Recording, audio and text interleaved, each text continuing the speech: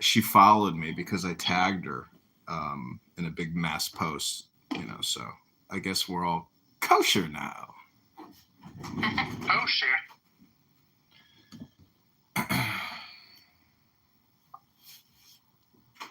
So, Kevin, I still haven't been able to shake out that horrible film you suggested um, with all the murder and the horrific rape and other disgusting things in that horrible movie. Kevin loves murder. 30 Days in Santee or whatever the fuck it was called. 30 Days in Atlanta? No, some weird film. Some Italian, like... I got broads in Atlanta. It's an Italian snuff film, basically. It's disgusting. It is not. You are mischaracterizing the film. You're thinking of 30 Days of Sodom. No, it's 120 Days of Sodom. 120 Days of Sodom, yeah. 120. That's 4 times as many days as 30 is not enough. It's not. It's How many days of Sodom do you need? It's essentially the story of Epstein Island. You needed 365. Basically, yeah, it's an anti-fascist, anti-modernist movie. It's a snuff film. Yeah, maybe you shouldn't be running for office if your media literacy is this poor. I think fascism is great. I think that there are certain things that everybody should be doing the same way, like driving. Like Angela, are you familiar with this film? Okay, yeah, it's very interesting because you don't get that many like leftist anti-modernists. Like generally we think of anti-modernism as being like a more conservative thing. It's very interesting to see that perspective. It's pretty rare. Well, kind of the idea that fascism, it makes the argument that fascism undermines, manipulates, and takes advantage of our traditional cultural institutions. Mm-hmm. Maybe you missed that. Well, try to, I guess. Well, let me ask Glock. By what means? Let me see what. Even Prodhorn talks about that a lot, like how capitalism has destroyed tradition. I was like, oh, now your wife has to work in the factory too. How does that make you feel? Well, this movie. Wait, Kevin, can you explain again what you just said? Which I suppose. It's an anti. Okay, all right. Go ahead. Saying it's anti-modernist, and it makes the case fascism undermines our traditional social institutions like religion, marriage, and even food. I think it uses these series of set pieces of the fascists torturing this group of young adults in these things. So, like, in one of the scenes, they force two of a boy and a girl, teenagers, that's supposed to do like a mock marriage of each other, and then immediately afterwards force them to commit adultery. I think that's like a pretty striking example of the point that it's trying to get across.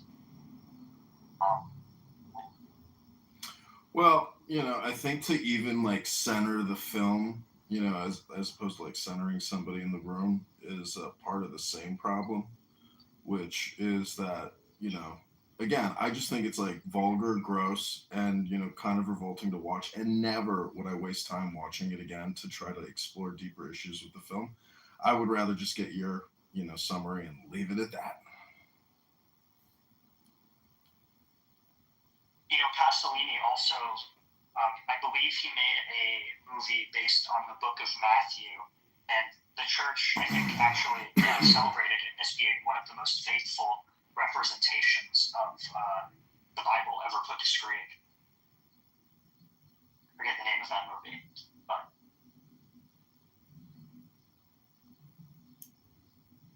I don't think it was really that bad. You must have a weak stomach for movies. He's American. No, I mean, did you ever see there's a book called Last Exit to Brooklyn, and then they made this movie by the guy who did Pi, Darrenofsky, where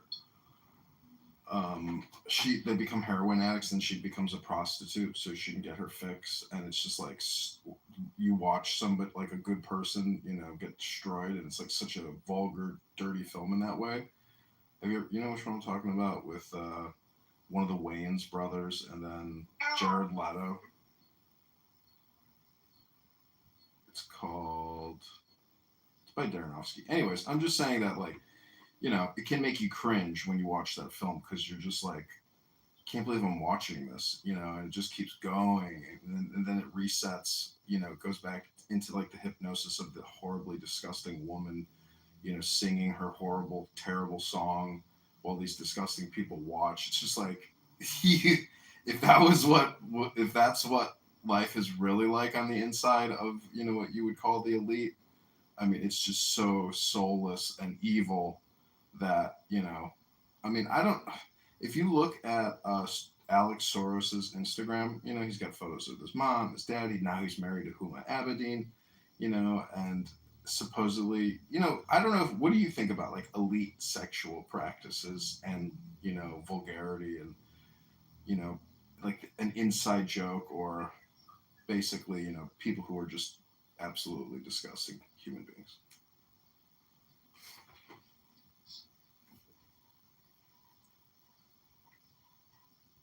Well, as long as it's consensual.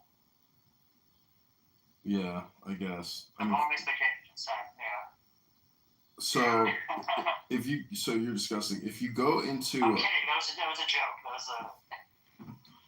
Well, if you go into Randy's room, him and Tim, they keep talking about pedophobia and things like that. Which is kind of funny because Islamophobia and pedophobia go hand in hand. Supposedly, if you can criticize Islam without having your head cut off, but. Well, we do it all the time here. I know, but no one has beheaded us. Well, I'm just saying that, in Amir's room, what's really funny is that Amir has like combed all of my YouTube videos because I have filmed so much Clubhouse, so he's pulling out like some gems from like Jewish Clubhouse. He's like he thinks he's finding something to support, his cause with evidence about the Zionist entity conspiracy, and it's just so funny like watching somebody try to do confirmation bias by watching my videos, but it's really just his Jew hate show. That's what it really is they just sit there and they make the most horrific Jew hate jokes, not jokes, but like they read the news and they laugh at Jews. Like they're just so sick. It's so pathetic because he's just a fat, Pakistani guy sitting in California and they're just laughing and just, it's pathetic.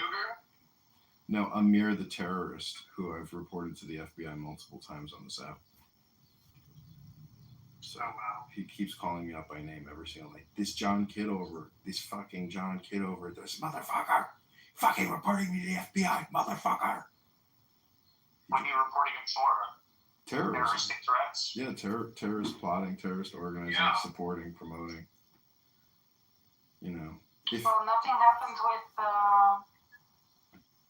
that Canada, Diego. Yeah, exactly.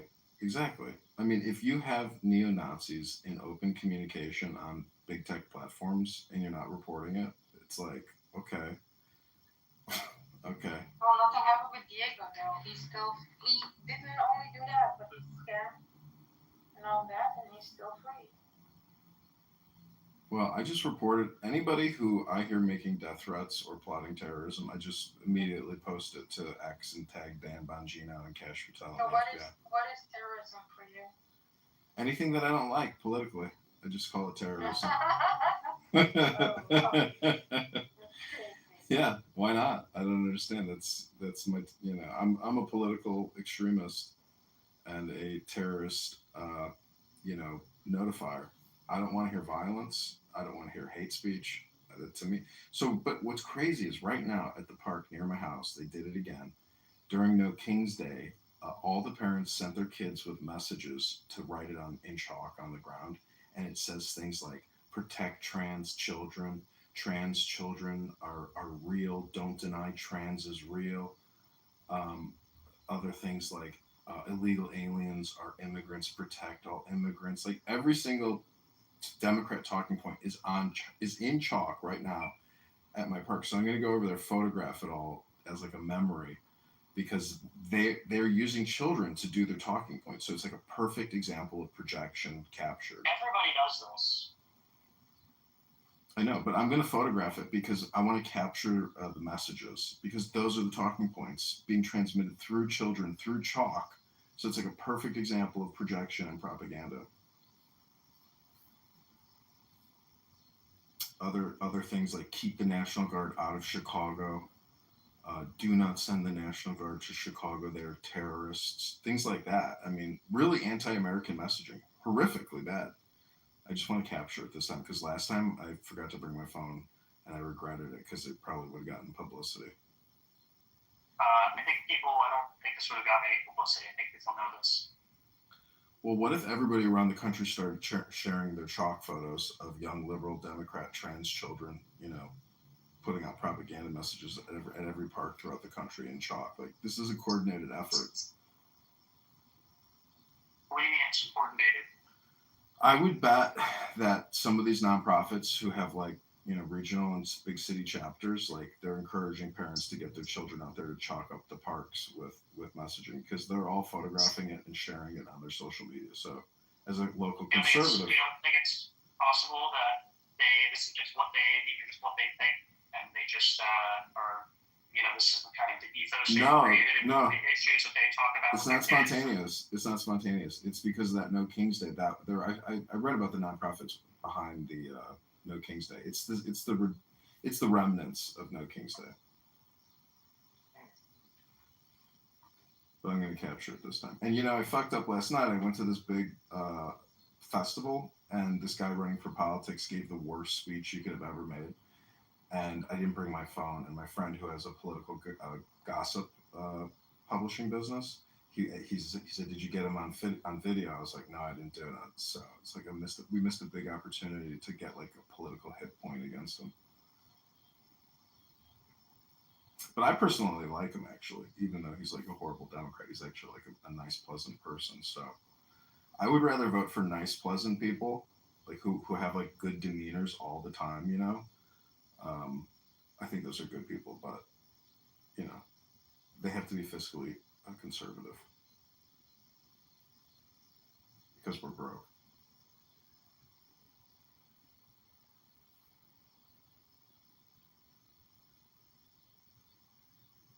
What do you think about that, Kevin? Voting for somebody who has like a very nice demeanor, who hugs the homeless, is kind to everybody, doesn't have a mean bone in their body. Those are people you can trust, right?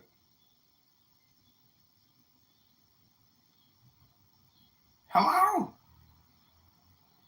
Is this thing even on anymore? Well, where's Diogenes at, Abby? I told him, I don't know. He said he will come back, but he didn't, so. Well, my mom called. Do you want to call Mom back? Yeah, let's go. You want to hear my mom's raspy voice? What are you You doing? want to call his mom? Yeah, let's call your mom. Me, you, and Ryan right now. I don't know. My mom's going to say all kinds of shit. It's okay. I'm here. Yeah, let's call his mom. Sorry, I didn't realize I was muted. Wow, I can't believe, what's his name left? Angelo. Yeah, that's his name. Why you can't believe? Because I miss him. Well, you don't have what Pussy has. Good. I know, I do.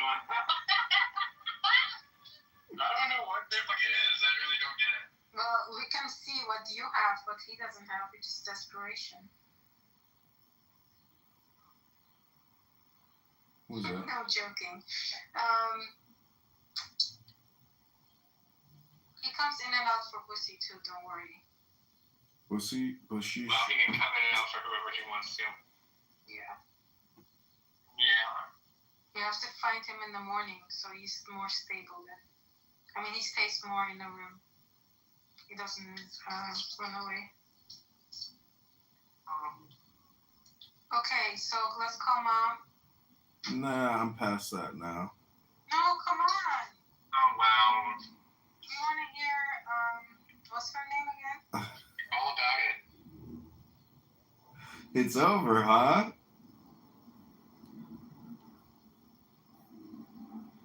The muff is no more. What, did you create a new house called Snatched? Let's see. Snatched. Nice. Why do you want to join this house, and who sent you? I love Snatch. And serendipity uninvited me. Uninvited me. I mean, It's never gonna grow. You're never gonna grow it. it's not all growing up for me. I don't care about that. No Kitover, hell yeah. Oh my gosh. Damn. Well, that's cool. You'll save me time. Right? You'll save me time, yeah. I will save you time. Oh, I mean, it's not personal. I'm not going to start blocking you. I don't care. This is part of the game, I assure you, because people will go in there and send me clips of the room. So, now I don't even have to do any work. Well, you very well may be right about that. That's the way it goes. I'm telling you, everybody's a gossip and a snitch on this app. It's not just Snatched. You should create another room called Snitched. Maybe I'll make that the public room. Yeah, that would be smart. There you go. There you go. Yeah. Yeah, I did not think that room could go much longer. I mean, it was like 7 days straight of Mike Moon talking. No, It wasn't? Oh my God, go to my YouTube.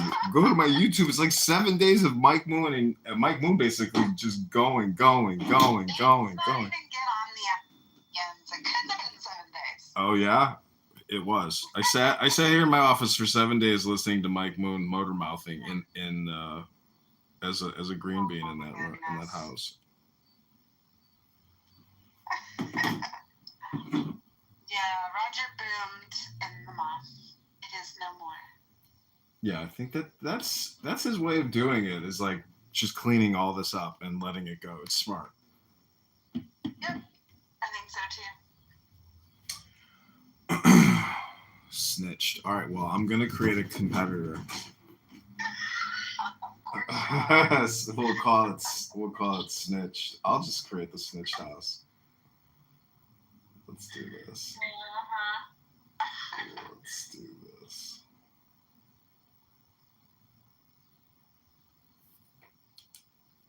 It's gonna be really boring, Serendipity. I hope you know that.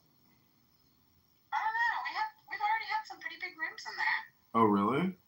Yeah. Oh, fuck. I am excluded then. Yeah, last night and this morning. Yeah. For sure. Well, He's gonna have to work harder, folks. we'll see how long it lasts. Right. I don't have a whole lot of faith in people, so it is what it is. Hey, Ewan. Peak hours really for this app, in my opinion, are in the morning. That's when people are the biggest talkers. Everybody gets their dopamine fill up. Yeah. And it's nice to have a place where you can go and do that and everybody will just act civilized. I agree with you. I think they're the best hours. For sure. Hey, y'all, I don't think did I do hand raising? I don't think I did hand raising. So I think people can just come up. I didn't even pay attention. I created a competitor to Chillism called White Belts and Chillism 3.0, and man, Monica went, oh my God, speaking of Monica. You've missed her, haven't you? Well, I really wanted her to open up a room in the White Belts Chillism, a house that I created. Maybe she could play a podcast. Sure, we could come up with some ideas.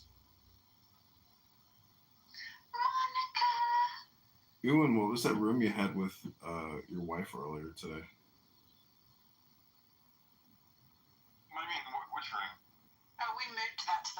house. Yeah, we started in I don't know, just it was coffee and training. That's what it was. Yeah, I saw it, but then I couldn't find it on my anonymous, so I was like, forget it. That's because we moved it. This is not my anonymous, FYI, down there. That's somebody else. With the muff shutting down, I've basically turned my cameras back around because the muff was my consistent go-to for 10 days or ever since Roger disappeared. There's a lot of videos of Monica. Monica got a lot of screen time this season. Well, I mean, she is Monica. She got very upset though. She jumps back into the chillism room. It's like Monica doesn't like having her peace disrupted, or I wouldn't even call it her peace. I would say it's like her perch. Oh, yeah? Mom, are you coming up? So is it true? Are you really going to meet Monica in person, Serendipity? Heck yeah. But she's fully Oh, she's totally MAGA, and you're not fully MAGA. No, I'm not. I'm not manga at all. See, so you sure you're going to get along? Like there's going to be peace? You're anti-MAGA. I am quite certain. She is the good cop to my bad cop, or something like that. But why do you think she's all in on Trump as being, a great president and a savior for the country, but you're anti-Trump? Why? I wouldn't say I'm anti-Trump. I just don't think Trump. I have some criticisms of Trump, and I don't think he's like the new world savior. Oh, you think he's a fake? I mean, I think a lot of things about Trump. I'm not like a personal fan of Trump's. Got it. So you don't like him. You think he's a fake, a dirty dog. He's not a savior. He's a fraud. What, Ewan? This is probably being live streamed to Ali Alexander from the internet. Like, God damn it! Just losing his shit. Yeah, I have some fair criticisms of him. There are a lot of things that I fully support that he's done, and I stand behind him. I think he was the best decision for this country, but there are a lot of negative things that I could say about him as well. See, I think that's the problem, is there were two options. There was Donald, Right. and there was Kamala. And if you think that we chose the lesser of two evils, I think you're actually really naive as a person. Wait, actually, No. you think that Kamala? Okay, you know what? I actually think that Kamala was such a bad pick for the Democrats that was a more evil decision because of how stupid she was. And I didn't say I think Trump is evil either. No, I get it, but I'm just saying any criticism, especially when all you're doing is a comparison between Trump and Kamala, there's no criticism there. It's night and day that she would have been a disaster for us. Of course it is. I totally agree with you. Okay, so if that's the case, how do you? There wasn't even any contest. But then, what is your negative criticism though of Trump? My negative criticisms of Trump are my biggest negative criticism of Trump currently is the way that he handled the Epstein files. A big part of his platform was transparency and wanting to clean up with Doge and everything, and I think that they went in and I think that they did a really good job. But when he played the card that he did with the Epstein files and it didn't go the way that he wanted it, and then he turned around and gaslit his constituency, that's real bad for me. The very people that put you in that office that have supported you, some in large part because of the transparency that you promised. Had he just come out and said, look, I know I said I would release these, or I hoped to release these, but due to, I don't care, fill in the blank, issues of national security, better judgment, I'm not going to do it. And I apologize for that. Had he just been honest and straightforward about it, I could have even gotten over that. constituency and say, what the fuck? Are we still talking about this? Like, what is wrong with you people? And then imply that, my former support, he handled that completely and totally wrong. And he still managed to win in the media because he just completely obfuscated the issue by throwing out other little headlines. Do you see people screaming and stomping their feet about Epstein anymore? Like, it's almost completely buried again.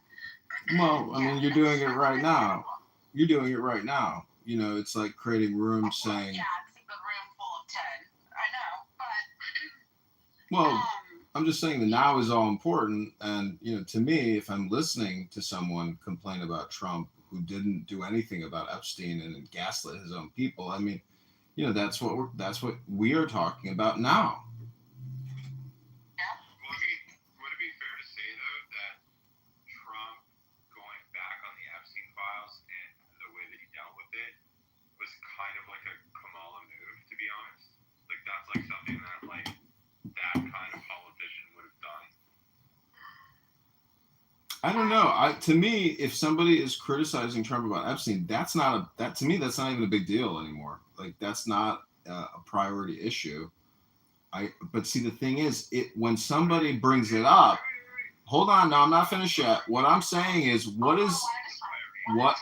not finished yet. What is the implication that serendipity is suggesting? Are you suggesting, serendipity, that there is an Israeli Mossad connection to Epstein, his espionage activities? Like, what is it that is actually upsetting you about Epstein? Is it the sex trafficking and the victims, or is it the espionage? Because, it's a very delicate issue, and I love talking about it. It is a very delicate issue, and I would say that it's all of the above. It's the sex trafficking, it's the victims, it's the fact that I don't think that this is necessarily a Mossad thing as much as I think it's probably a global central intelligence issue. I think that potentially many different international agencies utilized material provided by Epstein to make things happen that they wanted to make happen. And I think the CIA is involved. I think there's the potential Mossad is involved. I think there's the potential that the MI6 is involved. Like, I think there's the potential that many, and I think that's one of the reasons why every time someone gets their hands on these files and they look through them, it suddenly becomes that this story needs to be buried. Because I don't think it's just about American fallout. I think that it's a black eye probably in the face of many, many international countries. And that is my problem, like I said. And I'd have had a lot more support for the way that Trump chose to handle not wanting to disclose the files if he had just said, I shouldn't have said I would release them. I can't release them. Then to turn around and act the way that he did. Like, it was preposterous. It was egocentric. It was like, I'm going to tell you how you need to respond to this and what the narrative needs to be, and you all need to step in line. And if you can't step in line, then, fuck you. Because he ain't worried about being reelected. So he didn't mind giving his constituents the bird. And that is my issue. Hello? Hey, guys, I miss you very much, man. But hey, Justice. I just wanted to make a quick point, too, to add to it. Is like, I think that parent, especially to, like, you have toddlers, they grow up, they become kids. When it comes to, like, child sex trafficking rings, I don't think you realize, like, the amount of anger and hatred that you have for these people. And, like, I would say that pretty much every parent who isn't a fucking psycho would want these people, like, publicly hung, like, would want these child sex traffickers to face the worst fucking reality and make them feel scared and make sure that everybody that tries to do it after that moment feels terrified to do so they don't do it. Like, the amount of anger that parents have, especially with, like, what's going on with children these days in general, and children are being fucking, like, brainwashed much by like schools and stuff like that. Parents are like fucking outraged. Like I can't. Like yeah, it's not that safe to like just let your child go out with friends every day. People feel worried about this shit, and the whole Epstein files thing just added to that, and the fact that there was no accountability for that. This is the thing: is that there's accountability for random like pedophiles on the street or whatever that like do horrible things, but there's no accountability for someone once you reach like $500 million in value. You can do that and get away with it. Okay, 30 more seconds, Ewan. 30 more seconds, Ewan. 30 more seconds. How's that? That's it. Can we say hi to Augustus for a minute? Yeah, what's up, Augustus? I haven't seen you in a minute. You okay? Yo, what's up, everybody? Yeah, I'm doing good. I got married this year. I'm about to have a son. Congratulations! Holy shit, dude! Congrats! Thanks, guys. Yeah, and I moved to Washington, D.C., so I'm in the swamp, and shit is real. Dude, are you fucking still working with RSK and shit? Yeah, I work for a satellite organization that supports them, a nonprofit called Maha Action, and my wife works for him directly and sees him like every day. Dude, did you, like, when we first met, did you ever fucking see yourself in this position? It sounds so crazy, dude. I love it. Yeah, it's a trip, bro. No, I never saw myself in this position, honestly. So it's a trip, but it's where I'm at, bro. Like, this is my life. I kind of given my whole life to his movement, and whatever we're doing is working because the numbers are in, and the polls show as of like a week ago that he is the most favorable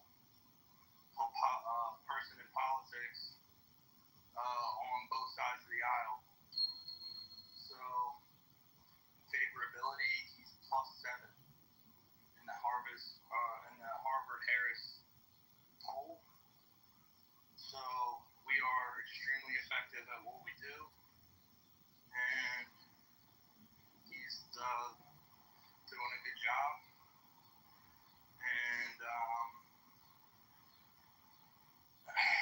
And yeah, it's crazy, right?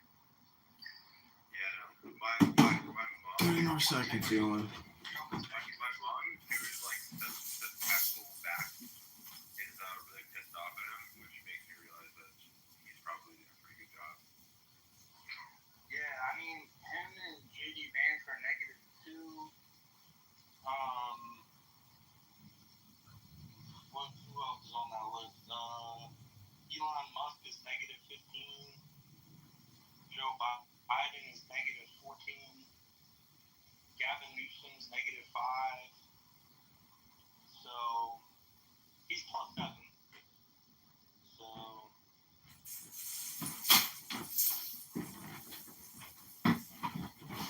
Well, like, so you're living in Washington, D.C. now. How does it feel with like all of the changes that have been made? like the National Guard and stuff. Yeah. I feel good about it, bro. Like when I moved here, I found out rather quickly that DC is DCing. I remember going to DC back in the day, like touring, and yeah, DC was always very sketchy to us because we were like in the outskirts playing shows. Yeah, like 30 more seconds, Ewan. people have like tried to like carjack us. People have like lit on fireworks in our hallway, in our apartment building.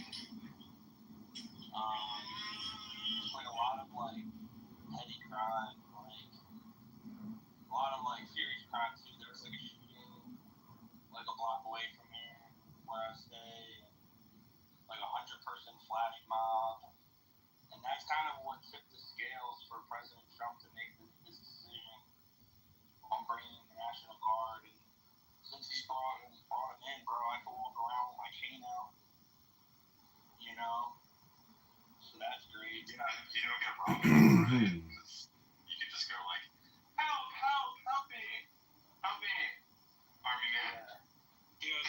Augustus, look, you know, I deal in politics in New York City, and this person who I do not like, I would like. So my family is, you know, in the Cuomo. Like we're trying to get this guy elected. But your boy, this guy is like such a thorn in the nail of all of us, bro. Who RFK? No, the guy in New York City. Wait, Augustus and Mamdani have like in common. No, I'm saying like so like my parents who fucking Mamdani is so Yeah, I'm not helping his campaign at all, bro. yeah, like I'm giving money to like my parents and like you know working towards Cuomo because you understand what happens if with all due respect to Manavi, but he's not a good guy. No. Augustus is like fucking RFK's boy. He's like fucking doing the Make America Healthy. Well, yeah, I'm a pro RFK. Absolutely. Look at that, we solved it. I'm not working with that socialist out in New York now. I am working with two other campaigns though. One's in California. You mean making America great again? That's what you mean, right? I'm talking about the other campaigns I'm working for. This in California and in Illinois. I live in California, so what are you working on? One of my clients, he's a candidate for Congress challenging the congressman out of LA, the Democrat socialist. He's taking all this APAC money. Let's go.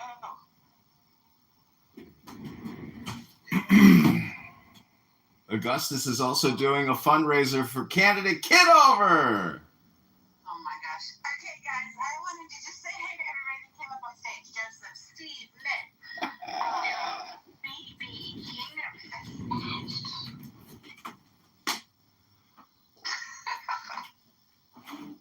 Thank you for the warm welcome. Amazing. Your Majesty. Oh, you step on me.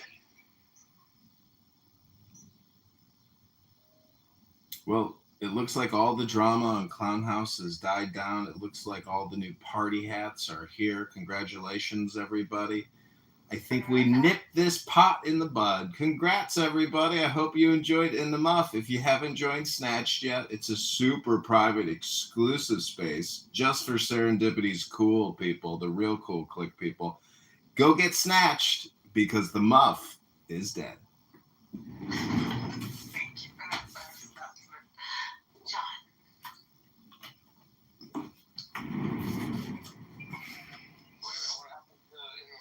There will be no more candidate Kitover promotions in Snatch, FYI. It's a Kitover safe space zone. So if any of you have been impacted by my YouTube recordings, actually Steve here recently created the John Kitover rule here on Clubhouse. I thought that was pretty cool. That's a first for me. So thank you, Steve. John Kitover rule, huh? We I had have no idea what you're talking about. Yeah, in the atheist room, you said don't block anybody unless it's John Kitover. It's called the John Kitover rule. Well, that's not exactly. Yeah, that's what I recorded. It's on YouTube. You can watch it, Steve. It's called the John Kitover rule from Steve Appel. It's on YouTube. You can watch it. It's close enough. I guess I didn't make it up. You'll have to watch the YouTube video, Uncle Steve. If you don't put me down for all black guy ears. No, I'm about to repeat. I'd like to know who the socialist congressman that you're fighting against in Los Angeles is. Wait, Bruce, Newsom is governor. He's not a congressman. Well, freaking either or is the same thing to me. A governor is the same thing as a congressman? Okay. Wait, Bruce. I gotta ask a question. Wait, you're black? Wow.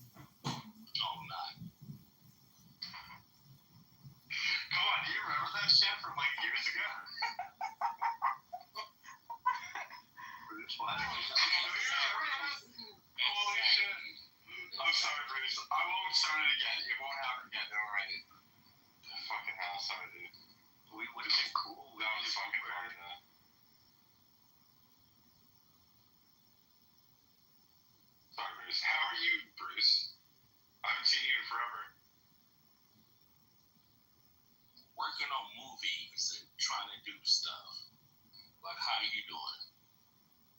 Yeah, man, I'm alright. I'm just stuck in like a fucking insane country, but like I feel like but otherwise like I'm very good. I have a family now. I have a wife and baby. Oh shit, did you? Yeah. Oh wow. Okay. Well, that's blessings to you, man. Blessings to you.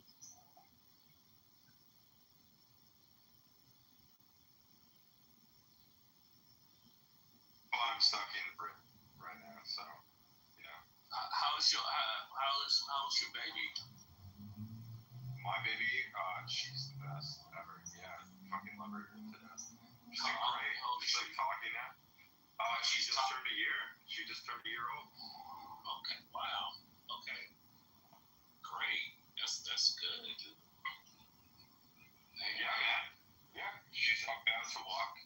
She's like very close to walking. She told me hi, daddy, the other day, which is like the first time she said that. That was fucking cool. Wow. I hope, dude. I hope, hey, man, just take care of, especially girls, too. I got 3 daughters. You know, it's fucking, it's crazy. I mean, having girls, man, it's nuts. I mean, I heard that having a girl is way more fun than having a son when you're a dad, because like they're not as Okay, sometimes maybe, but this is your first daughter, so yeah, you gonna have fun with her. Like my oldest, my first one, I loved her. I mean, Jesus, she was the best. But when you start, don't have more girls too. Just we'll find out. We'll see. We just gotta relocate. We're gonna leave the country, so oh really? Yeah. I've heard people repeat themselves on this app 1,000 times. I can't believe it. Yeah, really, I have a business partner. We're going to It's awesome, right, John? It's amazing news. Yeah, I know. I'm just saying that like a lot of people need to reconfirm their goals and objectives on this app by repeating them all the time. Don't forget to child-proof the entire house. Oh, it's childproof, don't worry. All right, good. Yeah, he's pretty smart. He's going to child-proof everything. Do you happen to live in a shitty country? You? Yeah. I mean, I think it's pretty fair to say, it's a pretty good country. You can hot glue corners and edges of like tables or desks. Just cover them in hot glue. Yeah, that's too much. I already got like these corner covers that will stop that. It's called Smash. Yeah. It's the hottest, most muff room you're ever gonna join. It's a new house by Serendipity. It's called Snatch. Very hot in the Snatch. Okay, you just selling stuff. Why do you get upset that I'm gonna move to the U.S.? Like, don't you want me in the U.S.? It's a good country. I record Clubhouse. Would you say the same thing 1,000 times? Guys, I think it's been 1,846 times soon. Just to be that good. But yeah, no, we're gonna do it. I think we're gonna do it. I'm gonna say it about like 3,000 times more at least before I move there because I still. Watch his visa get denied. Damn, Watch his visa get denied. Why would my visa get denied? I don't know. Could be a legit visa. When you're in Europe? Yeah, actually, dude. The UK is fucking crazy, dude. I mean, you speak American. You are American, right? No, I'm Canadian. Oh wow. Do you freaking Europe? I'm a Canadian, and no, I'm in Britain, dude. It's not even Europe anymore. No, that's what I'm saying. Yeah. Wow. How you like it over there, though? It's not good. Well, I love the people here, but the government is like really bad here. No way. Are you coming back to the United States, or I mean, coming to the United States? Yeah, I used to have a visa to work in the United States, and I'm just like starting to work on renewing it. I'm right. Don't come to do somewhere else. Go somewhere else. What do you mean? I like the United States. I like the American people. There's so many good states. That's hell. All right, you'll see. I know it's chaotic, but I actually think that you guys have a few things in place that like the rest of the Western world doesn't have. Hell no. Where you originally from, or I'm originally from Canada, but I'm going to Puerto Rico. oh no, because you don't obviously like you live in the UK, you don't have an accent, yeah. but you also said you've never been to America. So the only other place I could think of. But no, I've been to America many times. No, I like basically. I spent years in the U.S. Yeah. Well, I mean, you never lived there, so I was trying to think where like your accent. I'm going to Puerto Rico. Not accent, but like the non accent, I guess. No, he has exactly. He has an American accent. He can flow with it. Super. He can. I don't really consider. Oh, here we go. Like, I don't consider what he speaks. Every night, every day. Oh yeah, big love. I try to make you special. I said you got big love. But it is somebody. Welcome to Canada. Hey, yo. Hey, big love, big track.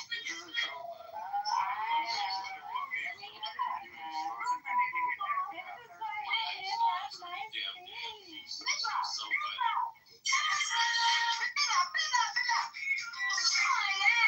And what did you say? Your name is Thank Craig. you so much for the performance. We appreciate it. Bye. Okay. Sorry. I'm surprised you. Serene, no way. So you just did that just to make everything freaking By the way, No, that girl the is trolls the same need every love single time too. I see her. She has not changed for nobody. Yeah. The trolls need love too. I mean, Is she like a regular troll? I never have seen a woman. yes. oh my god, she's like Yes. super, yeah. Oh yeah. Oh yeah. Yeah, she does all that. You know what? I'm gonna add her back. She just followed me. I'm gonna add her back. Go ahead, Just because listen to I can appreciate your craft.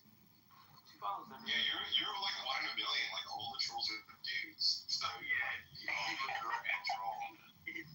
Oh yeah. No, we got female trolls. I mean, It's a skill. sometimes you need a craft. It's a Okay. skill.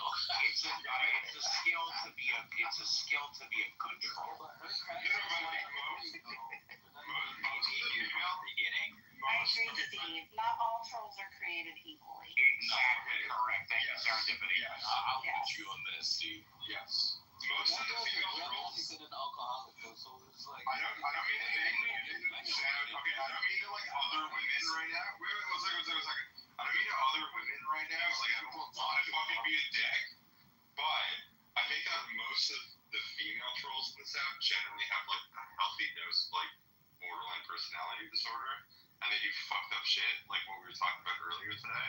Versus that woman who came into the room and just wanted to fucking yell, which I thought was great. Like good on her. All right, bring her back up and you'll see. Yeah, you'll see. Go ahead, bring him back. I mean, I don't she's even know useful. if she is.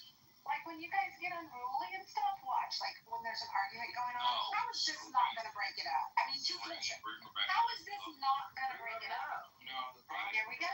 No, the problem with her is that she. Yo, listen, you little fucking wannabe shrimp dick pussy. I'm allergic to seafood, okay? Oh yeah. No clean in here, big ol' aka Craig. What is Tori? Fucking me. Welcome to Canada. How long you think she'll go? What? He's 31. I'm not that age. Or his father or his grandfather. She's What? drunk and high, so she just when to stop. Oh, who took it down? Just let Only for Serene. someone to moderator. I just added her as a friend, so I want her in all of my rooms. Right? Yeah, she's kind of awesome though. She's fucking funny. She does some shit. Yeah. You get all the love here. I can't do that. Allow her to do this. No, you can. You know what? You can do it. You just don't want to. But the whole thing about it is she's finally proud. This is Bruce. No, I don't think I I'm did. sorry. This is Bruce. I tried. Let's let Zuka have the floor today. Oh yeah. I'm like, dude, really? I didn't hear what you said, serendipity. What you said? I said let's let you have the floor for a minute. I heard you trying to talk. Oh no. All I said was I think my mic is low because I keep talking. You're a little bit lower. Yeah, But, it is a little bit lower. but it's like not much. So please don't go too close to your mic. Say that again. It's a little bit lower, but it's not like too loud. Like I can still hear you clearly. They just don't like. Some people love to shut like Love you their too, girls. girl. Love you too. No. She just said, "Fuck you, Bruce." I know how to So, love you too. play in food. She was one of my favorites. Oh yeah. Like, all right. But yeah, R.I.P. in the mob. For those of you that care, snatched the house linked above. Is a replacement house for our coffee rooms and the muff. So make sure you join. It is a Kitover free space because it is private by invitation only. Do we, serendipity? Do we have an official funeral date or no? The muff felt her demise on yesterday. It already happened. Thank you, Yes. serendipity. Thank you. It has already happened. Bruce, your new friend is messaging in the chat. Did you see? Yes, Zuka. I see. I just missed her back. And actually, she's not my new friend. She's been a friend of mine for a while. That's me and a few other people. She doesn't seem to like you very much, Bruce. Well, dude, you don't seem to like me very much. Why are you talking to me? Is Steph still in here? Where did Steph go? I just told you to direct your All eyes right, at the dude, trash. stop trolling too. You trolling. Stop doing that. Huh? Do y'all know Steph Luck? Anybody know Steph Luck? Stop, dude. You're like a young kid. Stop.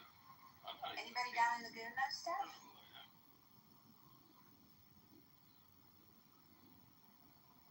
Repeat that so I can hear what you said. Does anybody know Steph? Or Steph Luck, sorry. Personally, I do not. Sorry. Okay. She was on stage. I wish she'd come back. I just want to talk to her and make sure she's a legit person. Serene, you know half these people are not legit. Well, I mean, I know Kitover is really good You're here. legit. Steve's legit. I'm legit. It was legit. Bruce, we're not sure about you. We're still not sure about you. Zuka's definitely legit. Let me think. Let me talk to who's Michelle's legit. Bruce, we haven't met, but you'll soon find out. I'm not legit. I know you're not legit because you troll. Oh God. Bruce, do you think you'll come into my room about a ticket now? Miss D's definitely legit. I hope you will. Myth is a fan of serendipities. And he brought me in. Who, Miss D? Me. She was talking about me. Oh, okay. Hey, Jane. Bruce, we're still trying to figure out whether you're black or not, though. Jane is legit. Aw. Well, thank you so much. Yes, I'm black as shit. I'm That's black. right. Well, I'm not black as shit. I'm scared. Well, I am black. We like people opening people. And by the way, Jane over the years has blocked me about a dozen times, but she's still legit. Who? That's true. I don't know about it, though. Okay, half a dozen. That's the fun. But you know what? Thank you for vouching for me. Quickly, I wanted to say My I pleasure. really wish you luck. And I'm glad you're creating a new house for lots of reasons. And, you know what? I think women should rule the world as well. Thank you. Well, thank you, Jane. I appreciate that. I would like that. I wish I do. because I got 3 daughters on my own. They need like some kind of like, thing going on. Women could rule the world if they could all get together. They could easily rule the world. If women all got together. Go ahead, sir. Go ahead, sir. I'm sorry, Steve, because we like, females. I mean, I don't want to say anything, Steve. You look like a person that if I say pussy, you might get offended. I don't know. Sir, I'm the last one in the room to get offended. Okay, so we like. The only thing that offends me is when you interrupt me, but I will wait till you finish. Okay, then I'll shut up. All right, as I was saying, women could rule the world if they could all get together and all agree on one thing. Now, some people may say, well, men could do the same thing. No, men can't. All the men could get together and say, okay, women, do this or else. And the woman would say, I don't give a fuck what you think. But if women got together and said, guys, do what we want or else, guys would do whatever the women wanted. And it's my opinion, but I believe it to be true. And you're right. Uncle Steve is always right, baby. Steve, I don't agree. I actually think, do you know what? I actually think that. All right. Okay, so this is a bit left field, like totally crazy, but I actually think that the reason why we're in this situation right now is because there hasn't been a big What situation are you referring to, sir? Oh, I just mean like this, like, you know how we had like 2015 like feminism and like women was like girl power, but it was also like fuck men and like we hate men and all this shit. And now like we have like a whole generation of men who are like generally pretty weak as human beings and they're afraid of dating women. I think the reason for that is because we haven't had a world war. And a huge amount of the men haven't been wiped out. Interesting theory. Here's my response. Well, if you're finished, I'll give you my response. The Me Too movement, which you alluded to, but you really didn't say, was the greatest protest that I've seen with my own eyes in the past 20 years or whatever. And here's why. All women got together, not only around America, but around the world. They had one simple message. I've been affected too. Very simple. Me Too movement. And the message got out. Women protested all around the world. How many people got arrested? I think 0. How many people got into fights? 0. How many people got into legal hassles because of it? 0. How many people got the message loud and clear? Everybody. The Me Too movement was the greatest protest in the past gazillion years. That's my humble opinion. I don't know. I think that you're making a bit of a mistake because I think that. What did I say wasn't true? Well, okay, so I think that calling out sexual harassment and assault in communities is probably a great thing. I would never fight against that, right? But what has happened is there's been this entire like new wave of feminism that has essentially caused millions of women to just hate men. And all it took was one Amber Heard to move the dial to the other side. Wait, let me finish my point though, because now women are writing articles all across. I'll find some too. Just whoever's saying no, I'll find them and I'll pull them up. But women are saying, why aren't men coming after us anymore?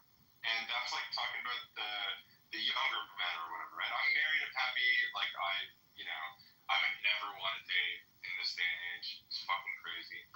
But with that being said, I think that what has happened is that you've caused like a cold separation between men and women in a lot of like dating circles between like communities and cities all around the world. So I think that's true as well. So there's problems that come with this. Is it a good thing or it's a bad thing that I'm sorry. Go ahead, finish, and I'll answer your question. No, that was it. All right, here's the answer. Guys, don't try and hit on women at work.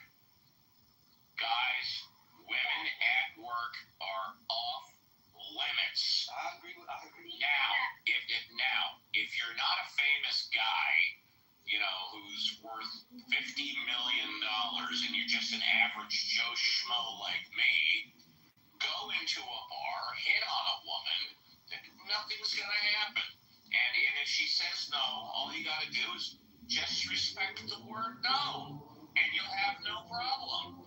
On the other hand, if you're a famous guy and you're worth millions of dollars and your face is known everywhere, then you gotta watch out. I keep your hands tied behind your back.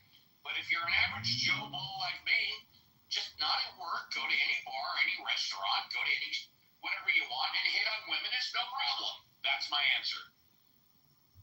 It's not about famous men. It's about like the average. It's totally about famous men, sir. It's about Even her was a gold digger. She thought she gonna leg up by being married to Johnny. That's where I'm No. at. This is not what I'm talking about. I'm talking about the overall culture.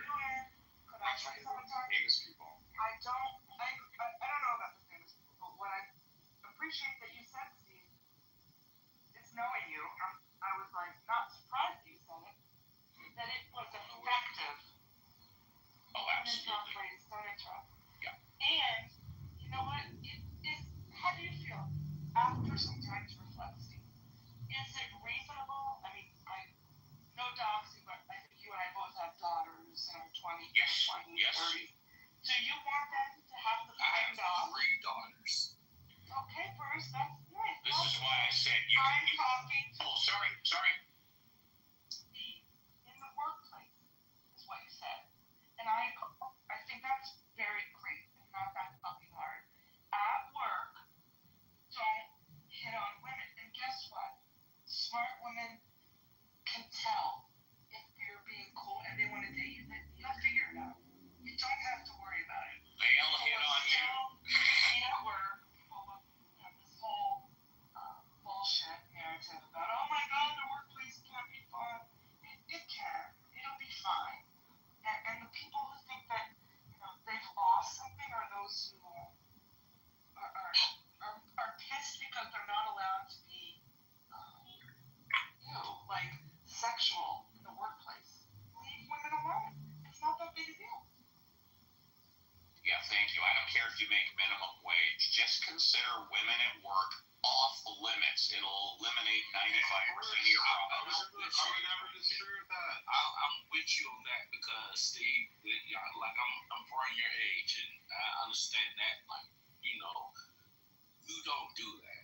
Like, in other words, if you want to just hit or talk to a woman, like, hey, let's go on a date or anything like that, it should not be at work or should not be that way. I mean, you meet them out on the street or anything like that, that's okay. Talk to them normally, but all women want that, and there's sometimes that you got women that are younger. It depends on what it is. But you're right. Like, Elon's right. You're right. Elon's right. Like, you just got to be careful, man. It's rough. It's rough for men and women at the same time. Because there's women that want to be hit on, dude. But they're like, But it's really simple, guys. It's very simple. Do whatever you want outside of work, and when you hear the word no, stop. Don't think that no means well maybe. No means no. Just fucking stop. You got no problem. I didn't really bring up like the Me Too work situation. Like, that wasn't my original. I know you didn't bring it up. I brought it up. I know, but what I'm saying now is that like.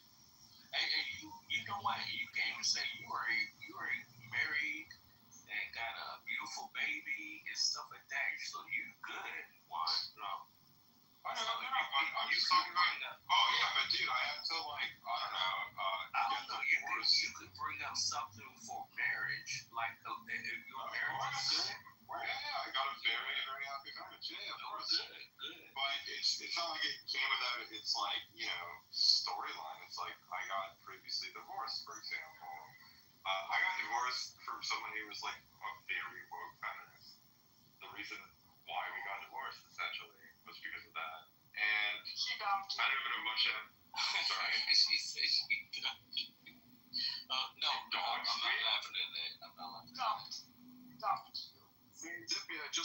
You know, No, I didn't.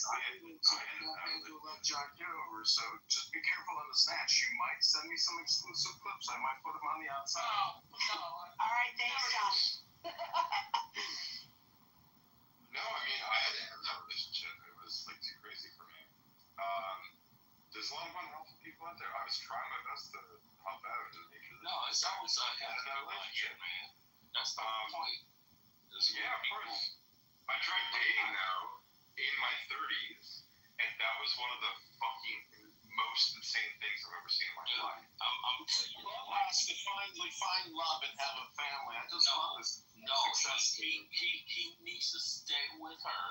He needs to make that, build that baby up and stuff like that. I mean, funny enough, I did. I met my wife on Clubhouse. That's the craziest part. That's the craziest part. And she's a catch, man. She's a beautiful artist.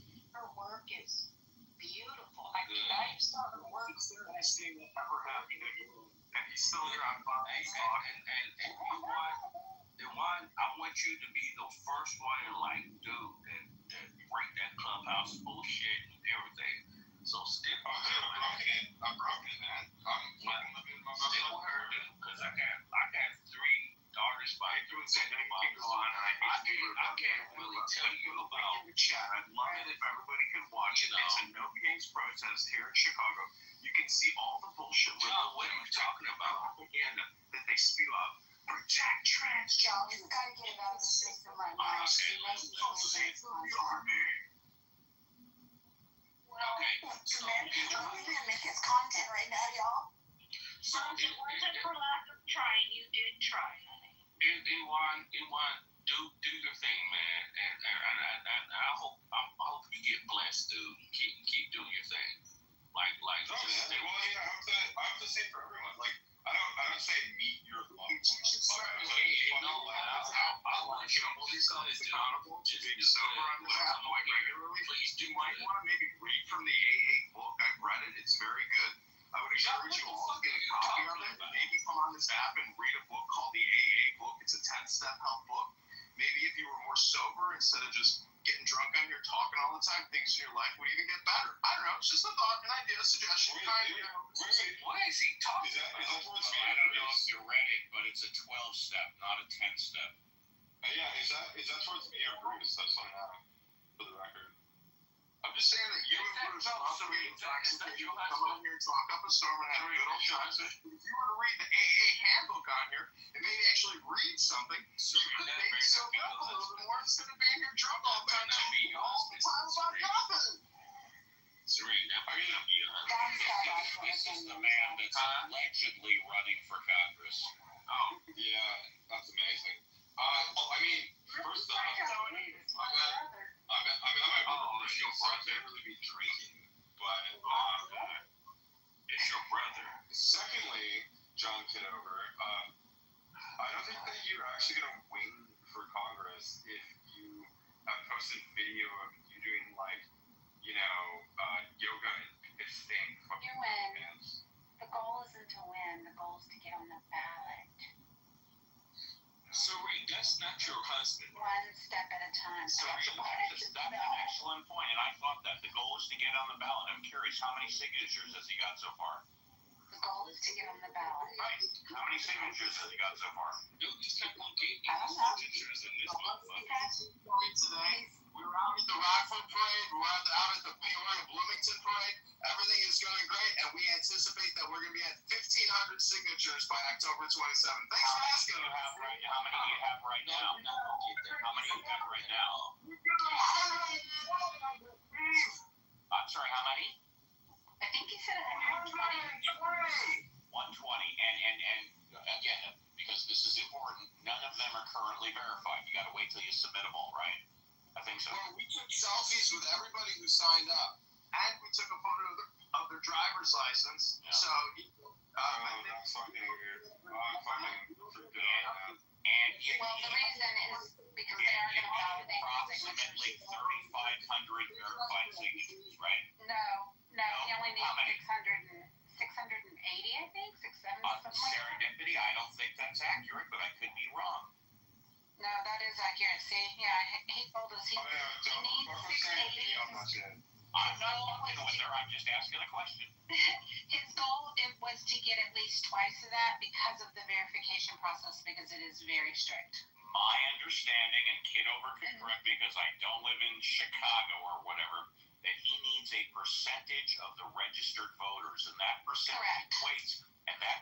equates to approximately 3,500 signatures, not 600. But he would know better. No, it depends on the district. It depends on the district. And his district, what did he say? District 16? I haven't Googled it. Listen, I'm out of fast right now getting petition signatures. So everybody go to johnforcongress.com. Donate right now to the campaign and troll everybody on Clubhouse who thinks we're not going to make it to the ballot. Because you know what? They're just a bunch of haters and a bunch of negative people who are going to waste all your time talking about nothing all the time on a social audio chat about nothing. There you go. I mean, John, you talk to me about nothing all the time, so what's the Listen, tell me how many times you're going to move again. Tell me how many times about the rape gangs. I mean, go ahead. Do it for the next 3 years. Enjoy yourself. I don't know what to tell you. You ain't going anywhere. It's repeating yourself over and over and over and over. And again, that's actually generally for Congress. Yeah. So I actually generally do move when I want to leave the country. That's what I did in Canada. I moved to the UK. And I'm planning on moving to your country, John. Couldn't get any more boring, Uncle Steve. Your show has fizzled out. In my opinion, it's over. It's done. If I even hear it, I immediately turn it off. There's no reason to record it. It's the most boring show I've ever heard. Well, fair enough. Very congressional of you, John. And he records every single show. He rebroadcasts them on YouTube. I don't think he would do that if it was so boring, but whatever. Again, this is someone who's running for Congress. Just FYI, just to fact check myself and yourself, Steve, I did Google the number of signatures required to be on the ballot for the 16th district of the state of Illinois, and a minimum requirement of 0.5% of the qualified primary electors is required, which typically translates to anywhere from 500 to 1,000 signatures, depending on the voter turnout. Thank you, Serendipity. I stand corrected. Thank you. Yep. I kind of hope that he wins so that Donald Trump can open more mental health asylums. Yeah, his goal is not to win; it's just to get on the ballot. Correct. The goal is to get on the ballot. Would you guys like to know why? Because I'm certain that if he gets on the ballot, he's going to get press coverage, and he's going to do John Kitover on the press coverage. And I think the point is really just to shake things up and be John Kitover. I don't think so. I think he's going to play it straight, and okay, fair enough. I think he's going to play it straight and professional. Do you? Yeah. I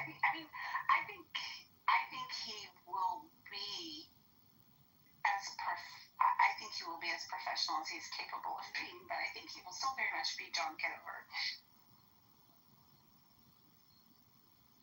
I actually kind of hope he wins. I hope he wins John Kitover. I mean, he's up against a guy that's got like a multi-million-dollar war chest. So I don't think the goal has ever been to actually win. I think that would have just been like icing on the cake. I just think he wanted to prove to himself that he could get on the ballot.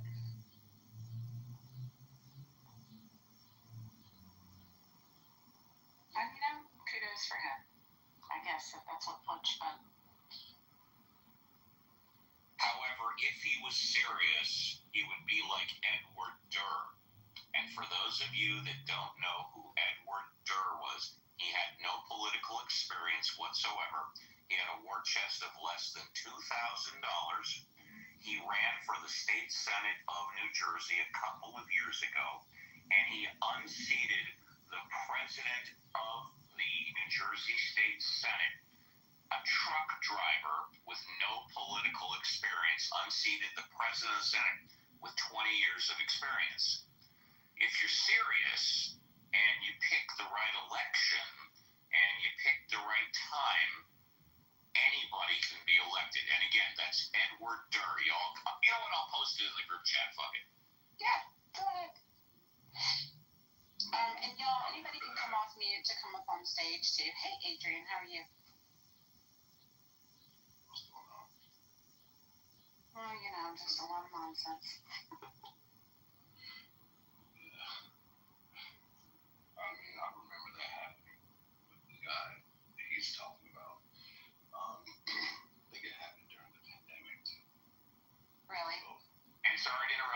posted in the group chat. Please continue. Yeah. So the people of his city or his town voted for him. Maybe they were tired of the 20-year incumbent. Right. And he doing such a bad job in 20 years. They just decided to go with someone new, which is not unheard of. No, it's absolutely not unheard of. I think that would be, a situation like that for Kitover would just be the icing on the cake. I don't think he ever had any grand illusions that he would win against Hood. So I think it's just more about visibility for him. Wait, the guy's name is Hood? The guy that he's Chicago? LaHood. Andrew LaHood, I think, is his name. Jesus Christ. That's what he's running against. Yeah. Oh, what? What's his name? So ridiculous. BB! Yelling at BB's PPR. BB offered the selection for the name of the house. He is thereby crowned king.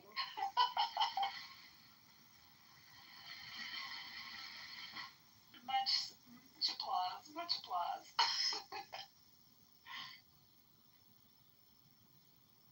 Oh no, he said it, and I was like, and then I was like, wait, why do I like that? Can anyone tell me what is the purpose of No King's protest? No King's protest? I think the inference that Donald Trump was being authoritarian was kind of what they thought it was about. It's an echo chamber that Donald Trump sucks. But when I look at where they was having these things, they were happening in different countries around the world. One Yes. of the most interesting countries was England, where they With a king? Where they have a king? Yes, I know. What was the point? So what was the point of their protest of having no kings in a country where they literally have a king? So it could have been about Donald Trump. The point is in England that Donald Trump sucks. No, yeah. It makes sense. Like, you're in England, you're having a No King's protest. You literally have a king there, but you're talking about Donald Trump. Well, that's because the king in Europe really has no power whatsoever. It's all about the prime minister, except for the fact that the king has some land and the king is supported by the taxes. The king has no political power whatsoever. Yeah, but still, they are there saying No Kings, which is a reference to Donald Trump. I haven't seen anything about No King's protest in the UK. Can you send me anything? Yeah, it was on their website. Which website? No Kings. Oh, the No King's website? How many people went to that? I don't know. I'm sorry. I don't know. Well, I mean, we literally have people that are, rioting and protesting in this country every day now in 40 towns and cities. The country's falling apart. So I think a No King's protest is going to be pretty minor compared to the actual protest going on here. So, yeah, I would not have heard about it for sure. I just don't know what the point is, because if they can garner all these people to come out into the streets for these No King's protests, then where the fuck were they at on election day? Well, I mean, technically, if they were, arguing for No Kings and they wanted Charles to step down, then they would be arguing on the people that also are, arguing against mass migration and stuff like that. Because Charles is pro-mass migration.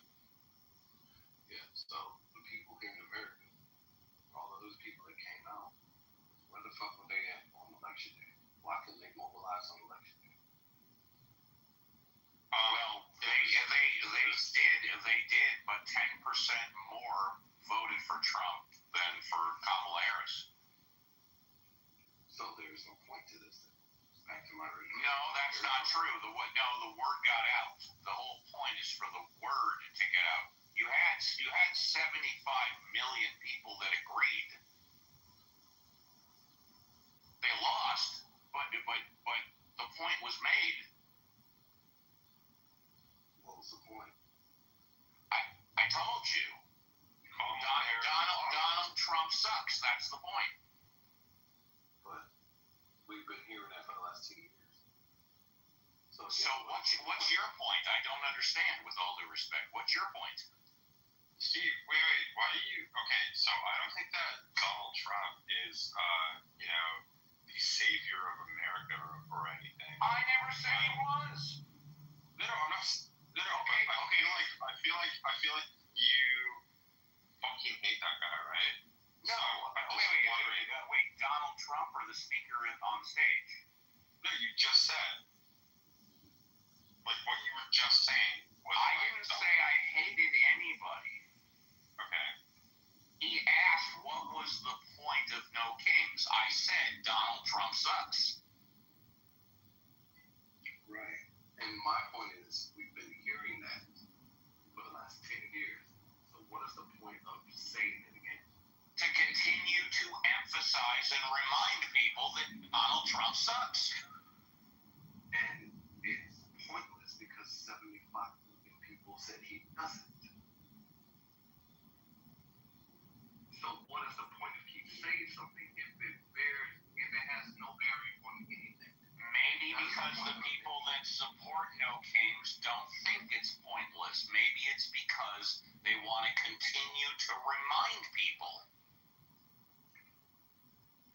Or maybe they just want virtue signal. I'm sorry, maybe they just want what? Virtue signal.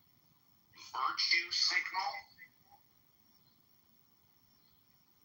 I mean, to be fair, that does happen a lot. I don't know what virtual signal is. Not virtual signal, not virtual. Virtue? You know the word virtue? I do know what the word virtue means, yes. And then signaling. I know what the word signaling means. Holier than thou because you say that a certain person is a bad person. Virtue signaling. God, thank you. I just learned something new. Thank God I'm in the muff. R.I.P. I mean, serendipity. You're in a dead You like that. I said that really well, didn't I, serendipity? Poor Bruce. Serendipity, you don't have to say anything just by your chuckle. I know it. Okay, yes, I am. R.I.P. in the mouth. So again, what do you think about J.D. Vance, Steve? He's the vice president of the United States. What do you think about him? That's not what you think about him. That's what he is. What do you think about him? I just told you he's the vice president of the United States. What do you think about him? No, that's not what. That is what he does. What do you think about him? I think he's got some good qualities and some bad qualities. I also think that if the Republicans decide to run him in 3.5 years, he's going to lose. Does that satisfy your question or no? No, that's fair. Who do you think he's going to lose to? He's going to lose to Gavin Newsom. I don't think that will ever happen. All right. Why? I'm sorry. I'm backing up. That Democrats. I don't want to laugh. Foolish. Gavin Newsom on the ticket. That was. Well, he sure as hell ain't going to lose the NOC. I don't think that we have a great shot, but we would have a much better shot if they made Gavin Newsom the ticket. Gavin Newsom? Who's a better Democratic candidate than Gavin Newsom? I mean, he's a terrible Democratic candidate. That guy's like fucked up. That doesn't answer the question. Who's a better Democratic candidate? I would even say that AOC would probably be a better Democratic candidate. Amazing. That's great. Okay, all right, fair enough. That's fine. I'm not even joking. I think that I know you're not joking. That's why I do said a that's better fine. job as president than Gavin Newsom. Right. Exactly. Okay, so what? Well, what do you mean, so what? You're just saying words right now. So, like, do you I want thought I was directly on point. You asked me a direct question. I gave you a direct answer. You want to know what I think of AOC? Let's find out. Is she in her second term of Congress? Is that correct? Yes. I think her third term. Okay, fair enough. Her third term. Before getting into Congress, she had no political experience whatsoever. Is that also correct? Or am I mistaken? Yeah, keep on going. All right, fair enough. I'll keep going. Prior to Congress, she was a bartender. She just turned 36 or 35, so now she's eligible to run. She's part of what's considered the squad. She's part of the far left liberal socialist faction of the Democratic Party. She has raised the second most amount of money in Congress, next to, I want to say, Johnson, who of course is Republican. AOC has, I think, on the Democratic side. Oh, I'm sorry, not Johnson. I meant what's his name? The speaker. She's raised the second most amount of money. She is from the East Coast, from New York, but there is no way that she will ever be elected because she's way too far left. If you traditionally, and you can go back 50 years, if you look at the people that are nominated for their party, Republican or Democrat, and that win, they all are more towards the center than the far left and the far right. If you look at what Gavin Newsom has been doing recently, he's been acting very presidential. In fact, look at what he did regarding Texas in response to what Texas did to the 5 extra Republican seats. He's basically scheduled a special election in California to take place this November with the intent of adding 5 extra Democratic seats. Oh, there's no question in my mind, and I've been saying this since last year, since before the election, Gavin Newsom will be the Democratic nominee for president in 2028. No question about it. Okay, can I calmly answer quickly? I'll stay on mute. Go ahead. I was going to answer. No, wait. Let me just. I want you to answer too. Please answer it after me. I'll just be very quick. Well, in that case, I'm coming off mute, baby. No, this will be great. No, we can get into all the yelling matches. Don't worry. Okay, so Gavin Newsom claimed that California came up with, what was it, a $97 billion economic surplus. And very quickly, anybody that dug into it, turns out that he actually created a $127 billion deficit for California. So he's not making California better. He's actually creating more of a deficit. And he lied about it. So there's that. I know that, general public, they don't care about that, whatever. But this guy has a history of lying, and he's lied so much. And any Republican candidate is going to call him out on his lies. And this is the thing, is that the whole idea of change that Obama wanted to create back in 2008 backfired on the Democrats, because what the change ended up being was Donald Trump. And I think that Donald Trump is a beta program, okay? He's not the final program. He's not going to be the program that fixes the issues of the system. He's a program that people are figuring out how to do it with, okay? If you know anything about, like, programming and video games and websites and how to build this stuff, there's a beta version, and then there's, like, the main version that comes out. I think that Trump is literally the beta version, rough around the edges, and I think that they're refining it to literally get rid of this entire. Gavin Newsom is like the exact opposite of this. He is exactly the deep state. He is exactly the worst person to run in that state. The reason why I say AOC is actually a good person to run for the Democrats is because she wants change in the country, and that's what people want. So like, I don't really understand this idea of throwing in like basically a Californian surfer guy version of Obama, because that's like completely failed entirely. Well, all you have to do is look at history.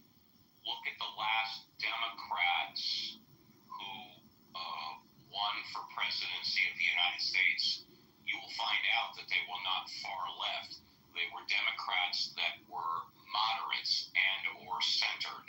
I can't think of the last Democrat who was as far left as AOC. Oh, wait a minute, no, I can. That's right. Oh, I'm sorry. Sorry, I thought you were finished. I'm sorry. No, sorry, but it's because they won't let those Democrats in. And why do you think that is? The reason being is because they want that centrist position. And why do you think that is?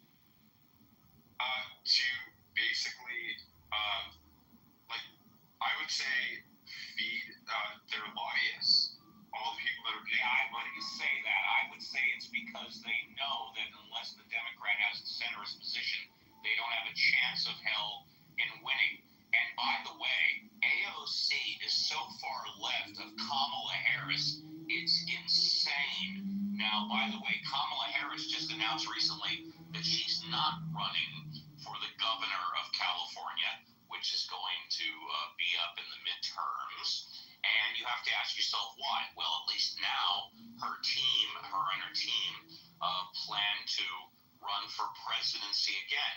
So realistically, you're probably looking at the Democratic National Convention being AOC, Kamala Harris, and Gavin Newsom. AOC doesn't have a chance for president, but she does have a chance, a strong chance, to make it to senator. I don't know about governor, but probably senator, because she's raised so much money.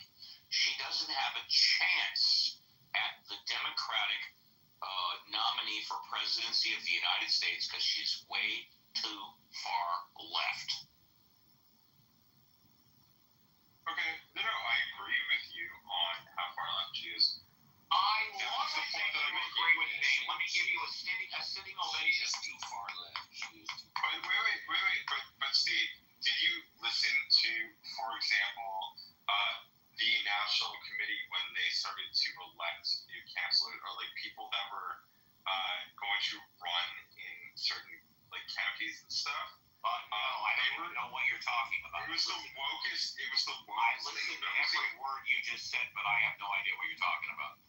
God, does anybody remember like the video after Trump won, where like the Democratic National Committee like held a meeting? Has anyone seen that one? It was like university shit. It was so. I know this. That when Kamala, Really? We just gonna hawk the mic to people? oh, I'm sorry. Go ahead. Look, y'all. I know exactly what you're talking about. I saw the DNC select, right? It was after the election. And they had no plan. They asked every candidate in what direction did they see the DNC going. No one had a clear direction. No one had a plan. They even asked a black woman who was up there, and her ass started singing.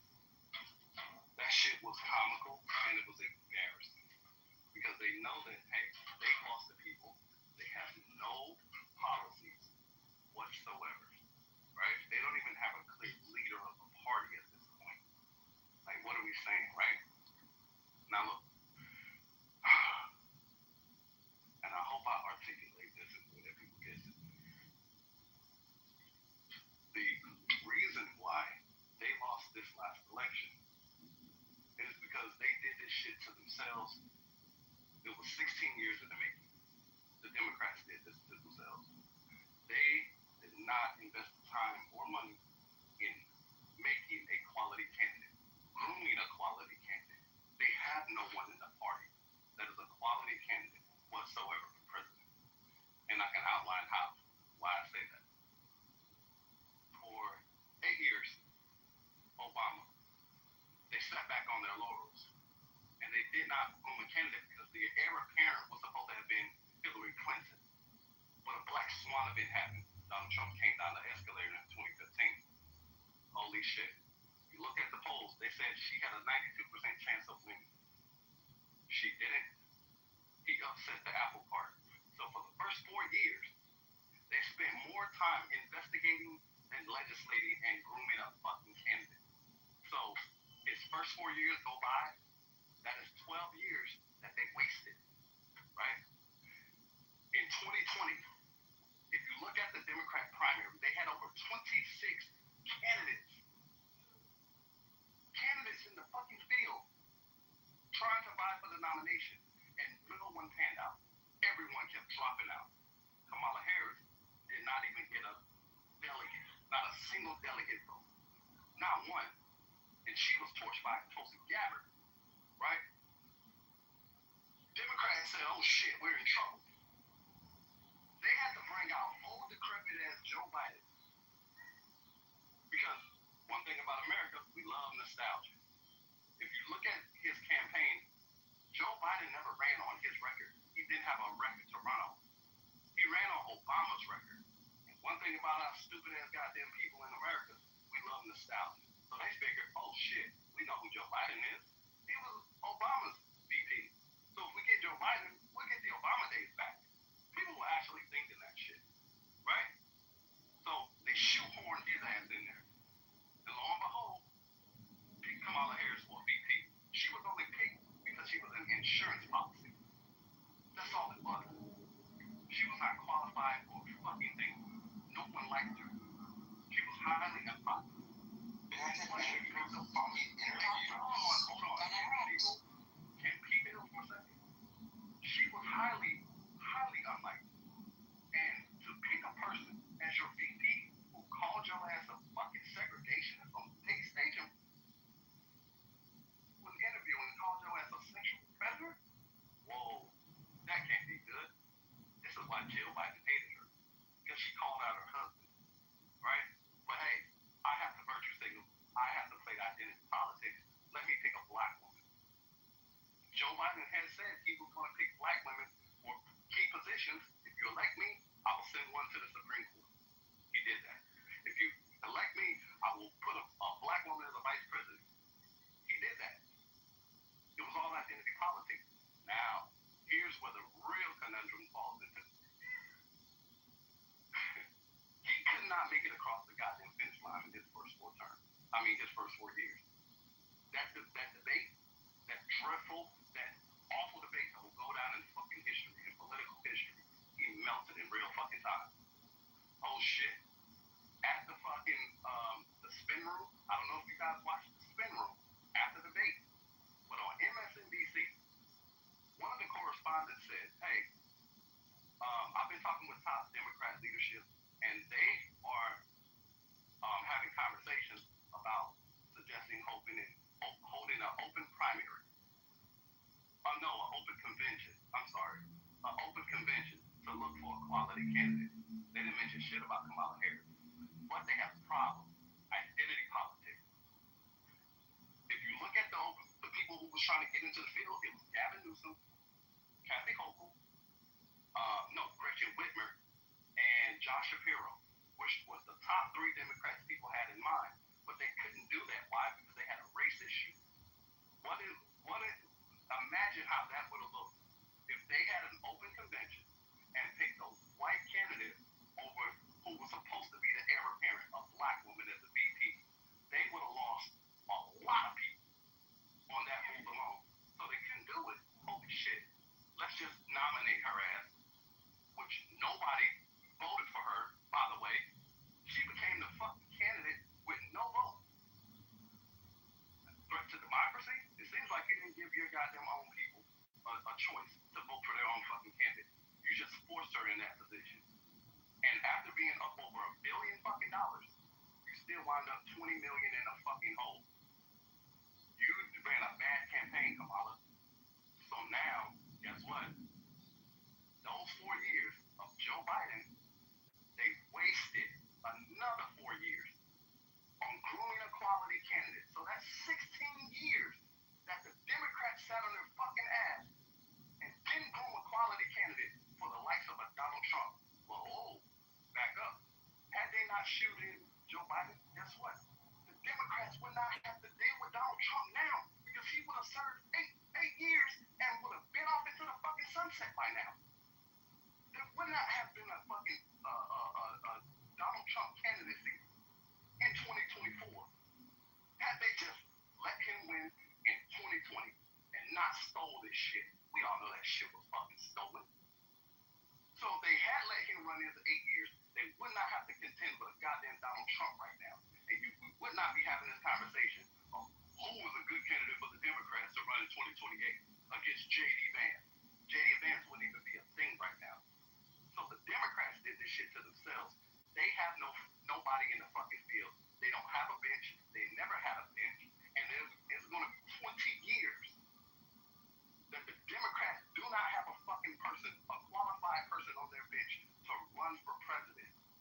They did this shit to themselves with their identity politics, with their goddamn obsession with Donald Trump, and this racist, hate Donald Trump mantra bullshit, which, guess what, y'all? Everybody who ran against Donald Trump had one thing in common. Hate him, hate him, hate him. Don't look at my politics. I don't have any politics. Just hate Donald Trump.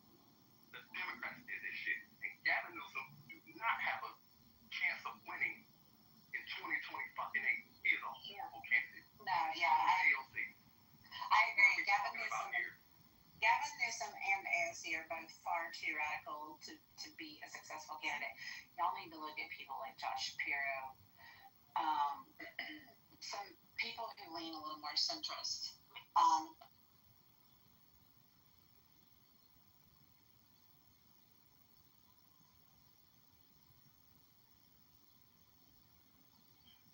Sort of the point that I was making now is that I agree with you on everything you just said.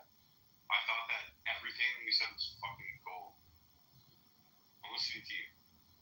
What I think though is that I don't agree with the decision, but I actually think that they're gonna end up pushing AOC. It's gonna be Gavin Newsom versus AOC. I think I don't know. AOC Polls seem to place Josh Shapiro as a pretty strong contender, even over Gavin Newsom right now, and I think he's the smarter route for the Democrats to go.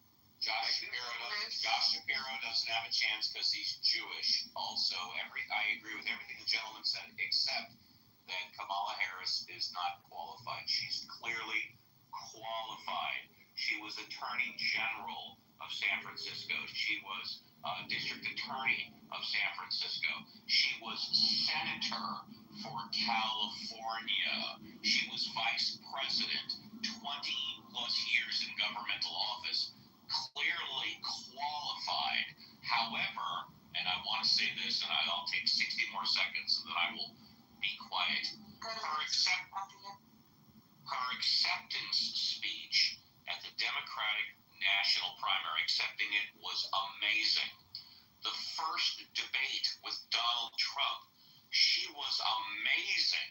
She laid out landmines. Donald Trump stepped into them, blew him up. And from the first debate, she went downhill. Why do you think Donald Trump refused to debate her again? He was destroyed. The problem with Kamala Harris and the Democratic Party, since the Trump debate, she emphasized far-left Democratic issues rather than emphasizing the moderate middle Democratic issues. She didn't need to attract the socialists or the people on the far left. She already had them in pocket. She needed to attract some of the Republicans that were not happy with Donald Trump and the moderate Democrats who were thinking of voting for Donald Trump. Instead, she emphasized the far left, and that's why she lost, in my humble opinion. So, hang on, Adrian. Hang on, please. Hang on. Thank you. So, Steve,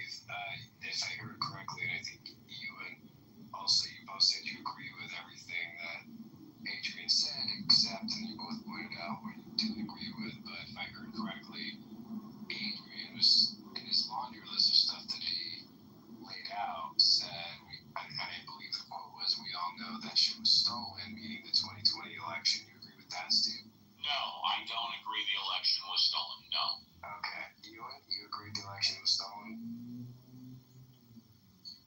Yeah. Okay. There you go. Yeah, thanks, Adrian.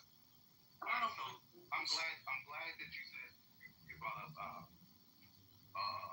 Josh Shapiro, right? Well, first let me say something what he just said about Kamala Harris. I brought up Houston, and therefore he can't win. Yes. Yeah, right. And you said something else about Kamala and how she was qualified and stuff. Absolutely, yes.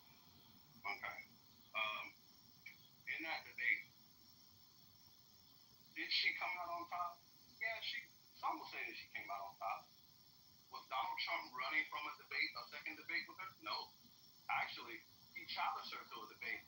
He actually challenged her to a debate on a platform of issues. She was the one that was dodging him because she felt so confident after that first debate. She went out taunting him, right? Saying Donald Trump was scared. But Donald Trump's like, I'm not scared. Matter of fact, let's have another debate. Let's have it at Fox News with Fox News moderators. Because the first debate was with who? ABC moderators, right? Right. Okay, cool. Donald Trump said, hey, let's do it over here in my arena. She didn't want to do it, so she ducked it. Right? So he didn't run from her. She ducked him. Second thing, Josh Shapiro. If you look at the ticket of her and Tim Walz, Kamala Harris did the exact same thing that Hillary Clinton did. She picked a no-name, unassuming, mediocre old white guy named Tim that no one really knew shit about. Right? Kamala Harris and Tim Walz was a throwaway ticket for the Democrat Party. The reason why I say that, because the Democrat Party has they have an anti-Semitic issue. If people don't know this about the Democrat Party internally, they have an anti-Semitic issue. It's already enough that she has a Jewish husband, Doug Emhoff. Now imagine her having a Jewish vice president. Imagine that. The Democrat Party couldn't handle that shit. Which leads to the reason why they shafted Bernie Sanders so many fucking times. He's Jewish, isn't he? Right. So I want to go there. So instead of wasting a Black people share small breaks at Wait, hold on. So instead of wasting a Josh Shapiro on a failing ticket like Kamala, they kept him off of that. So he wouldn't be associated, or when he did run, he's not associated with a losing ticket like Kamala Harris. This is why Josh Shapiro was not picked. And plus, he has his own issue in Pennsylvania with a murder or something that he probably helped cover it up. So, yeah, he needs to deal with that shit first before he even have any aspirations of running for president. And I land. Her name is Ellen Greenberg. Yeah. There's a documentary about to come out pretty soon, disclosing a lot of what he covered up. And yeah, he's lost a lot of support in Pennsylvania by his donors and his community for a number of things. I don't know what his approval rating is now. It used to be extremely high. I just don't think it is anymore. But he has a very good opponent running against him, Stacey Garrity, and I think she has a chance of winning. Yeah, exactly. Hey, what do you guys think about Tulsi Gabbard? Do you guys think that she has a chance of winning a conservative presidency? No. If she decides. No. She needs to stay in the position that she's in.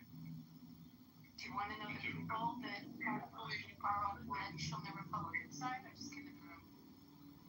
I can tell you some of them. Glenn Youngkin. Everyone has an opinion. You don't think DeSantis is number one next to Matt or on top of it? Yeah, Glenn Youngkin did it for years. Glenn Youngkin almost became the VP. It came down to him and Vance. And Glenn Youngkin has a big, wide support, and appeals to both sides. So I'd look at him. Tom Cotton is another one. But Youngkin much more so. And I think Rubio right now.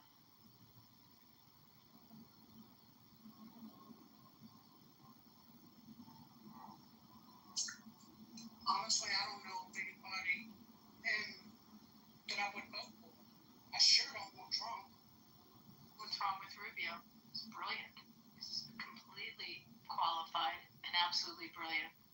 And everybody in government likes him, I think. In government, right? I mean, Right? He got approved, what was it, 99 votes? 99 out of 100 votes, and that one extra vote was an abstention. They didn't vote. He didn't get a single no vote. Right, because Steve, wasn't he in, what was it called, the Gang of Six? I can't remember what it was called. The I don't remember. The group of bipartisan that wanted to put in immigration legislation. He was pushing for it. I love Rubio. I really Sure, do. it wasn't a Gang of Eight or something like that. I think so. I feel like Gang of Eight might have been, someone could Google. It was a while back. There was a bipartisan senators. By the way, something Rubio and Vance have in common, they both grew up poor. Dead poor, both of them. Rubio's mother was a chambermaid here in Vegas. He grew up for a period of his life here. Now, you know what's funny about that? Is that at the DNC, I don't know if people watch the DNC, but I watched all 4 days of the DNC, and they were just hypocritical than a motherfucker. And they did not know how to read a law. 3 points that they did that really, like self-owns. One, they talked about J.D. Vance's education at Yale, Ivy League, whatever. I'm sorry, but how can you rag on him and half of the Democrat Party has an Ivy League education? Some of y'all went to Yale as well. How can you brag on him about the same school that you went to? All right, move on to Bernie Sanders. We need to get the billionaires out of politics. Get all the unspent money and dump money out of politics. Right? Talking about billionaires.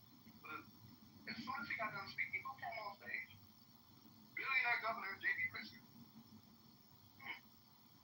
Ironic. And don't forget what the Democratic National Convention did to him when he was running against Clinton. They gave Clinton all the answers to the questions in advance. Right. Donovan Bill. Right? So, and another thing, talked about Donald Trump being a sexual predator, a sexual deviant, and all of that shit. Right after saying that, who did they bring out on stage? Bill fucking Clinton. Like, what are we? Are they not that self-aware or what? What are we? It's comical, man. I'm sorry. The Democrat Party is a lost cause at this point. No one wants to step up and be a leader of the Democrat Party right now. It's been, 8 months? 9, 10 months? Right? Since the election. Who was the leader of the Democrat Party? It's gotten so bad to the point where they had even pitched the idea to AOC that she should primary Schumer. What? Come on, man. The Democrat Party is a lost cause at this point. Well, you could argue Hakeem Jeffries, right? Hakeem Jeffries don't want to step up and take the No, I'm saying who the leader is. I'm not saying run for president. I'm saying who the leader is. You could argue Hakeem Jeffries. No? He's not. Oh, No. okay. All right. Because how do you let Cory Booker outshine you doing that goddamn bullshit filibuster? I really think he outshined Hakeem. Hakeem is much more. He's much more of a gentleman. He's a team of Obama that don't want to take the mantle. He wanted to be given to him with little effort.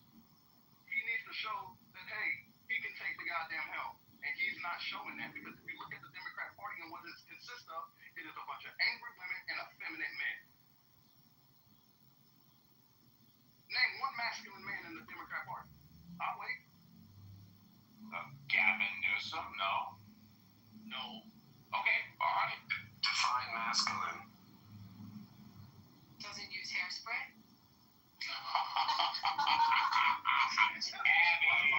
Trump. Trump is definitely out of there. Fans for highlighter entire campaign.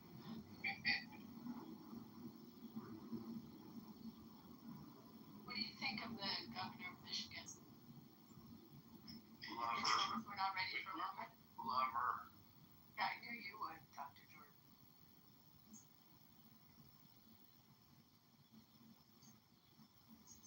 Sorry, I haven't heard much about her. Well, actually, she gets along with Trump. She's pretty cordial, and she sees beyond. Polls, like that. For forget what the name of that site is that we went on the elections. I wonder if we could go in on futures now. On presidential candidates. Oh, I live in Michigan, and Whitmer's, she's awful. Like, if you saw what she did during the pandemic, she put sick people in nursing homes. So, essentially, you're voting and supporting someone who believes innocent people should die. Same thing with Nuisance, Gavin Nuisance, Bill Murphy, and Andy Cuomo. Like, I think that those people should just be removed from society. Oh yeah, Cuomo put the old age people back in the nursing homes and then lied about the numbers. Yeah. And it's unfortunate because, I mean, maybe you guys will disagree with me, but the way he handled those daily press conferences up until that, I guess, scandal was pretty impressive. I mean, maybe you guys don't think much of it, but I thought it showed a sense of discipline and a determination in a time of chaos and despair. You know what's interesting too during the pandemic? Gretchen Whitmer closed up like half the state, and she said like we couldn't go out on lakes and put our boats, but she opened up the other half where her boat was, and it was in a marina getting fixed or getting ready for the summer, and they were so backed up because she said that they couldn't work or whatever, and her husband called the marina and said, Oh yeah, my wife's the governor. Yep. And then another thing, she said that we couldn't have more than 6 people sitting at a table, but then she had 8. She said we could go to the store, but we could only buy essential items. So you couldn't buy seeds and paint at Home Depot, but you could buy a gun, you could buy bullets, you could get an abortion, you could buy tobacco, you could buy pot, and you could buy alcohol. But you couldn't buy seeds and paint at Home Depot. It was crazy. It made no sense. It was so frustrating. Agreed. Gavin Newsom followed the same line, said you couldn't do this, you couldn't do that. Alcohol and pot was okay, but you couldn't get your nails or your hair done. And you couldn't eat at indoor restaurants. And then he's busted with 11 other people from the California Medical Association sitting shoulder to shoulder indoors at a restaurant with that. None of them had masks. And then he lied about it, saying they were outdoors. Same thing. So why would people want to vote for him for president then? Because all politicians lie. Adrian, that was slavery. People are programmed sheep. They don't know how to think for themselves. And the fact that Whitmer won was the fact that these people, they never signed the front of a check for a living. They've never owned businesses. They've just either sucked up the public's tit or just were a parasite in society. So maybe it's like these people can all win. I think Whitmer, if I'm not wrong, was an attorney before she was the governor. But you left out the most egregious offense that she committed during that era, which is that the Michigan Supreme Court stripped her of her emergency powers because they said she overstepped her authority during the COVID nonsense era, and she simply flouted the Supreme Court of the state and just acted as an authoritarian anyway. Really quick, I just want to interject here, and then the conversation can continue.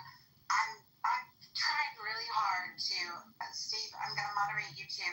I've tried really hard to kind of level the moderation deck equally so that hopefully we can continue to just have productive conversation.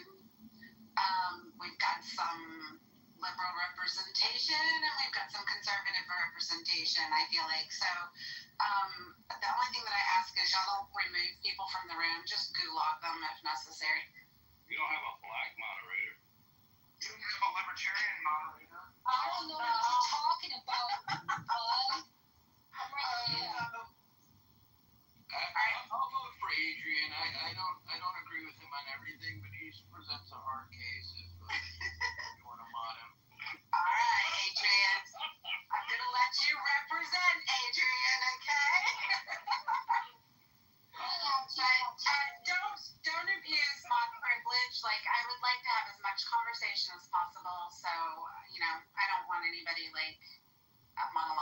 too terribly long. Sounds good. Yeah, I apologize for that laundry. The thing of it is, I agree with you, Adrian. I totally agree with you. I would really like listening to you guys kind of discuss like what's right for the Democratic Party is very fascinating to me. So I'd really like to hear, and I mean, I'd like to hear how you guys respond to the pushback about, you know, maybe what some more moderate thinking people feel. So yeah, carry on. I just wonder, are they going to get, like in the Democrat Party, who's like a moderate left in the Democratic Party? Because it just seems like far left. Well, that's what Gavin Newsom was attempting to do. But he's not moderate left. With Charlie Kirk. Like if you look at the Democrat Party, they avoided having conversations with people on the right for a long time. They didn't go on their platform. They didn't even like to engage in them in debate, right? And you know, Gavin Newsom, after the election, we started seeing him sitting down with people like Charlie Kirk, right? Which would have been unheard of 3, 4, 5 years ago, right? So he was signaling that he could be moderate, he could be a centrist and try to move from the far left to the center. I don't think it's working though.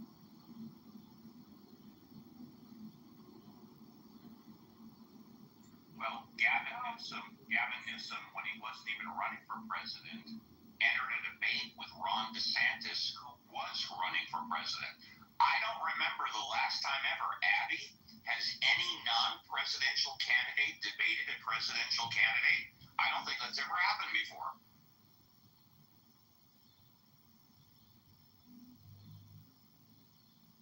I don't think it has either. Sorry, would you ask me if someone was talking? As regarding the Gavin Newsom Ron DeSantis debate, has a non-presidential candidate ever debated a presidential candidate in the history of the United States? Not to my knowledge. Thank you. Just a side note, Uncle Steve, did you get a lottery ticket today? I bought my first lottery ticket. No, I don't play the lottery. No. I never have. I What's just had over a billion. Is it a billion? You gotta be in it to win it, Stu. You know, it's illegal here in my state. It's illegal to have lotteries, so I have to like drive to California to get a ticket. I play poker. I'll play poker anytime, but I don't play the lottery. You know what you fine, Abby, if you were caught crossing state lines with a lottery ticket? No, I don't think so. You should see how many people line up at Prim. Do you know where Prim is? It's on the border. And there's like one in Nevada. It's illegal to have a lottery because of the casinos. So there's like a 7-Eleven or something there that is mobbed with lines, you know, for like very, very long lines when there's a big lottery. People wait for hours. I literally got in line to get a ticket. I've never done it before. I had to say to the woman, how does this work? And she says, you go online, you go to Cal Lottery, which is an app, and you scan it. And I did, and I'm waiting to hear. Well, here's a PSA for passing random acts of kindness. Apparently the last guy who won the huge mega, I don't know, I think he took home 400 or 500 million. I think he bought it in Southern California maybe, and he was about to go up to the counter and purchase, except this woman thought she was next, and as a gentleman, he allowed her to go. She goes, buys her ticket, he buys the very next one. Wow. That's like kid karma, right? That's really amazing. I know someone who's won. Do you know what Megabucks is? Here. So I know someone that won Megabucks twice here. Oh wow. Yeah. What was the value of that win? One was like 5 or 6 million, and the other was a little over $1 million on the two. So one news story covering the lottery today said, it's one of the biggest misnomers, or they were trying to debunk myths, was that people who win the lottery often lose all their money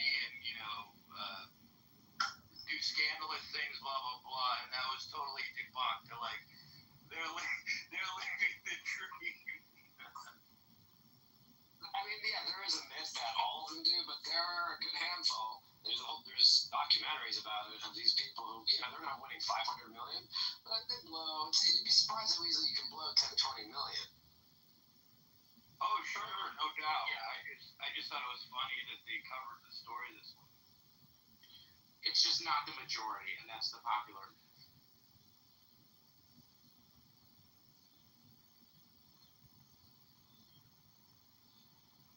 I mean, it's gotta be a little awkward, right? Like your close friends, your family knows, and you're like, forget going to the bar. You're like, hey, Moose, you got this one, right? It's like we're going to every vacation. Like, you got this, right?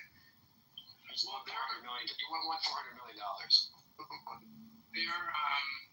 There was a man who was a billionaire from selling a company, and he's the biggest loser of all time in Las Vegas, and he lost $204 million cumulatively over about 2 years, I believe. 2 years? And the casinos, $204 million. The casinos were sort of enabling him because he was obviously a gambling addict and a raging alcoholic, and they would give him anything he wanted. And anyway, the latest news about him was he was sick and he needed some operation, and he had absolutely no money left, and he started a GoFundMe for himself. He can't even, pay for medical expenses now. He's nothing. Yeah, it's kind of what happens. He blew $200 million in 2 years from gambling. Durant, is that right? 200 million isn't, $100 million a year.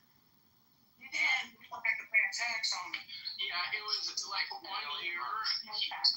One year he was 2% of Caesar's entire revenue. Just What's his name? It's Ken something. I forget his last name. If you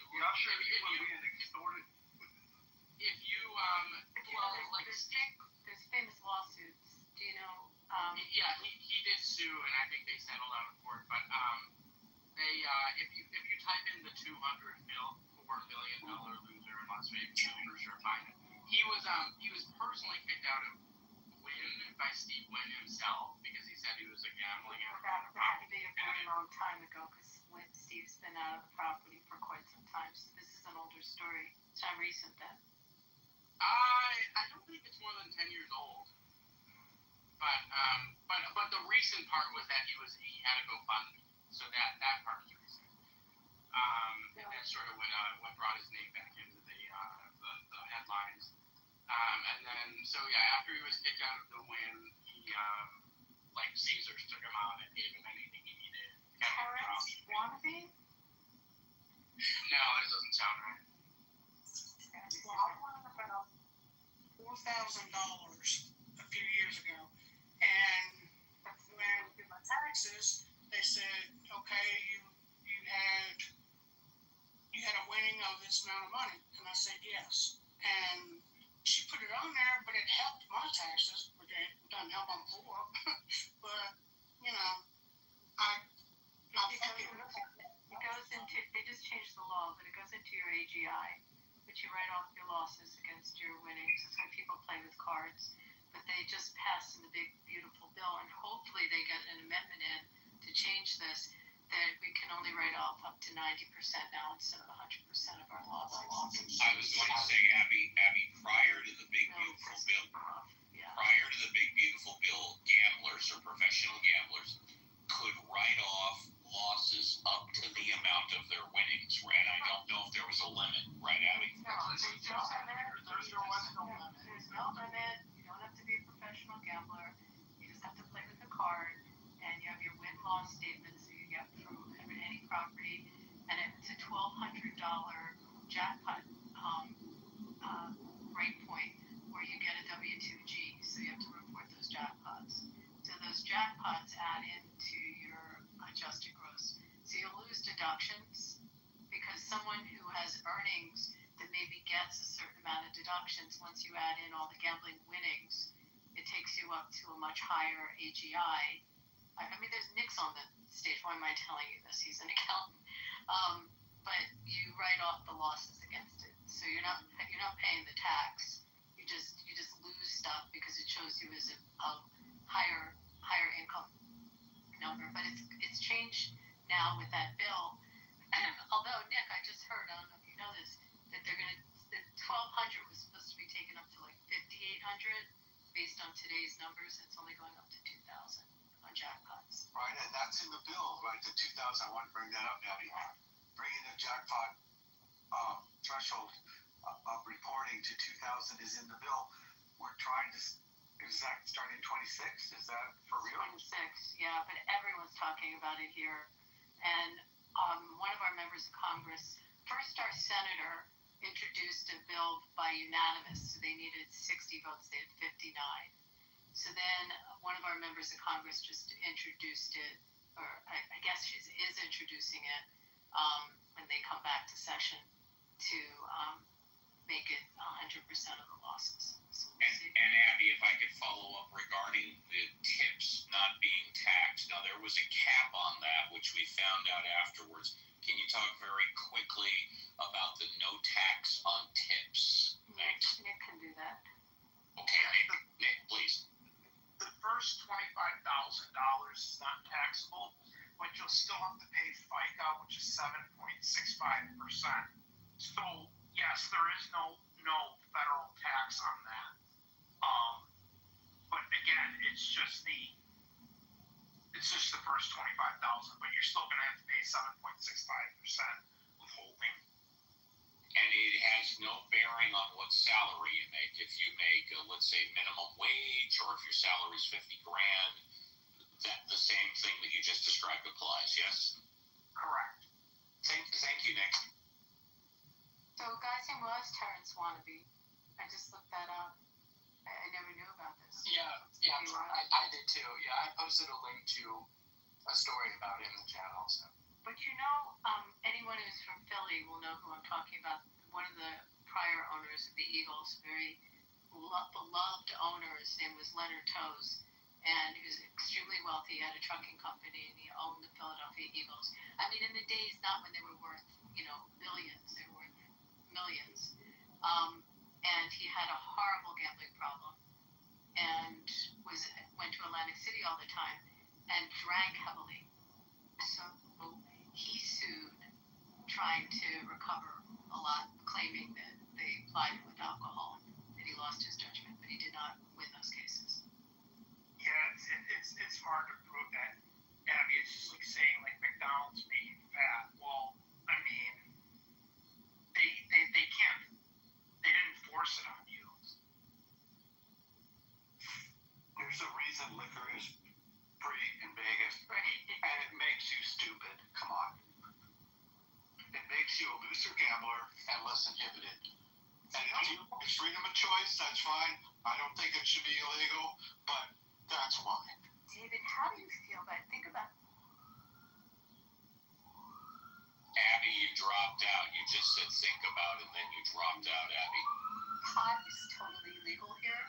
We have all the dispensaries. Abby, you gotta repeat the first part there. Abby, you said how do you feel, and then there was about a 30-second gap, and then you said pot. Then you said pot.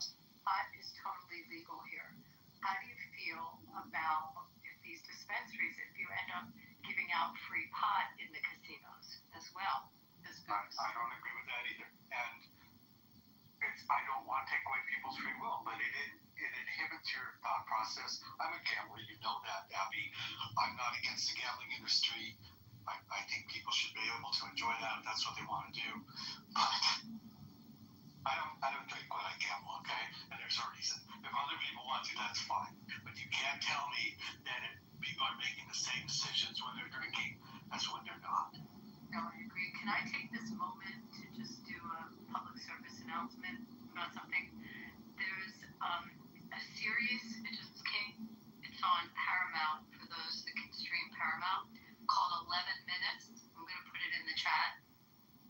It's very, very hard to watch, but it's a story that needs not to get put under the carpet. It needs to be told, and everyone needs to see this.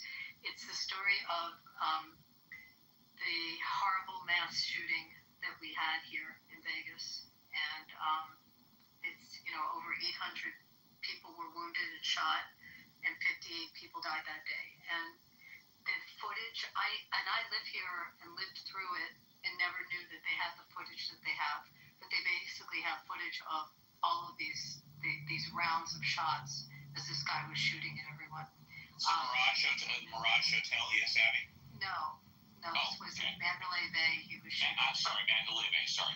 And it's 4 episodes in this series, and it just came out. The first episode and a half is the actual shooting and watching people get shot. It's very hard, but it's also just surrealistic when you hear all the shooting. The second half of it is really about the resilience and the people that escaped it and then went back in to save others and got shot. And it's the stories of different people, some, the families that lost people, but also about these heroes, just these like off-duty cops that were there. And I get choked up talking about it. It's just pretty incredible. They only showed one of the hospitals that they took everyone to, and there was, I knew that night. I had a friend that was at my house that's a surgeon. We saw him leave my house a little after 10, and we didn't hear from him till 7 o'clock the next evening when he came up for air from the OR. And it's just stories of how the whole thing unfolded, and then the investigation afterwards. Abby, does it Pretty incredible. Does it show him? Does it in the documentary? Do they have like lobby footage of him walking into the hotel with duffel bags of assault rifles? The porters carried 15 cases of guns up to his room. So I want to say one thing. I don't want to say his name, and the entire documentary, they make sure they never say his name. And it talks a lot at the end. It talks about gun control, but mostly about ARs. And the bump stock, obviously the law changed after the shooting. But, they try to highlight you see him, you see all the footage. They interview his brother, and, they show all the police investigation of it. But through the 4 episodes, they never say the guy's name. I don't want to say it. No. Yeah, and he was shooting into an open-air concert venue with thousands of people all scrunched together, right? Yes. 20,000 people. 20,000 people, open-air concert. Yeah. I think it was a country music show, I think. Jason Aldean was singing. They also show, you see Jason Aldean running into his bus and hiding down on the floor of his bus. You see all the bullet holes into Jason Aldean's bus. And, when they were able to finally rescue him, his bass player got shot at. But, it went into the guitar. There's just crazy. It's just an insane, horrendous event. And I can't tell you how important it is to see this series. But you're not going to believe all the footage that they have. And what is it called again, Abby? What is it called? 11 minutes. 11 minutes. I'll put it. Thank you, Abby. 11 minutes. Thank you. Sorry, I didn't mean to bring everything down. But I forgot how many. 58 people. I think that's the biggest mass shooting in history, right? It is. It's the biggest mass shooting. In our country. People. That's 58 families away forever. Well, not only the 800 people getting shot, listening high, of them. They show this one woman who was a breast cancer survivor, and they shot up her face and her jaw, and was just hanging off of her face, her jaw. And, one of the things that happened is these people all met up with the people that saved their lives. So there was just another woman at the concert that had, EMT training, and a whole bunch of them went over to the Tropicana Hotel. They went into the different hotels and the lobbies to try to find a safe place. And just how some of them were saved. People carried other people out. And so then you see them finding the people that saved their lives. But, there were so many people that have disabilities now as a result of it. And then MGM settled out. It was over $800 million that they paid out to the families and to the survivors. It's pretty incredible, but it just can't be forgotten. And when you see the amount of guns that this guy had, so our laws changed after that, in terms of what you can bring into a casino, and no one was ever going to be going up with that many suitcases. But they check now. it changed also. There were no exits. People couldn't get out. There were fences everywhere. They were trying to make it hard for people to sneak in, so they built incredible fencing around this venue, and then people couldn't get out when the shooting happened. It was really bad. I can't stay at the Mandalay Bay since that. Yeah, well, that room is not a room anymore. You know, no one could ever stand that room. But did you know the story of that there was a nanny with an infant on that floor? It was the only room that this guy was a high roller, and he rented out all these rooms. And the only room that he didn't get, there was a nanny there, and the baby's father was part of Jason Aldean's whole group. He was well known, actually, as a gambler. And did he travel with someone, I'm doing this from memory, I'm sorry, who was an agent who they presumed saw her berating her all the time. He had a really weird personality, obviously. And he was known in the hotel. And then the worst part is that there was another festival that's massive here called Life is Beautiful. They have it every year. And this kills all the conspiracy theorists that somebody was after right-wing people, because he had taken out a room at a building that overlooked where Life is Beautiful was and checked into it with the suitcases, with all the guns. But for some reason chose not to shoot up that festival, and then picked the country music festival to take down. You gotta see, I saw where Memphis, Tennessee is one of the worst crime cities in the United States. And I mean, it just makes you scared to go anywhere. Yeah, it's ranked the worst. Cleveland, my hometown isn't far behind. But I was gonna say, I was at the opening of the Mandalay Bay, and I remember that some years ago. I thought that was fucking awesome, that place. Back then. Well, it's connected to a really good convention center as well. And the Four Seasons. But it suffered after the shooting. People were afraid to stay there. Nobody wanted to be near it. And so it's come back, but it suffered for quite some time. Did the Four Seasons have 4 floors or a certain section of the Mandalay Bay? But I have a friend who... It's a separate building. Okay. Yeah, she stays there when she's in town. Her husband owns bars down there. I put the trailer in the chat for this. I'm sorry, I didn't mean to bring everyone down, but I just watched it when you talk about casinos. It popped in my head. I usually do not gamble, but my best friend, he gambles, and we'll go in and have the buffet, and after we have the buffet, we'll go gamble. He'll give me a 20, and I'll sit there and just, one time, I hit it on the first quarter that I put into the slot machine, and I won like $4,000. So, that's why I was So... That's why we'll invite you back to lose the 4,000.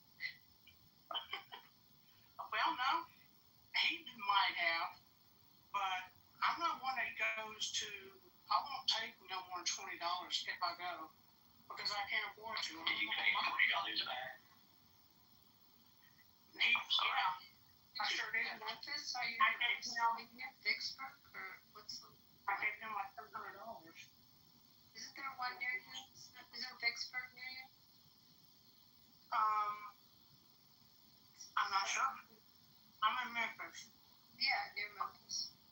Yeah, okay. I honestly don't know. I've heard of it, but I'm not sure how far away it is. Well, that's generous of you to give him $300 because he definitely deserves a $5. Whoever that's $20 deserves a finder's fee. Oh yeah, I tried to make sure that I gave him, what was, the right to give to him. He's a truck driver, so he gambles a lot.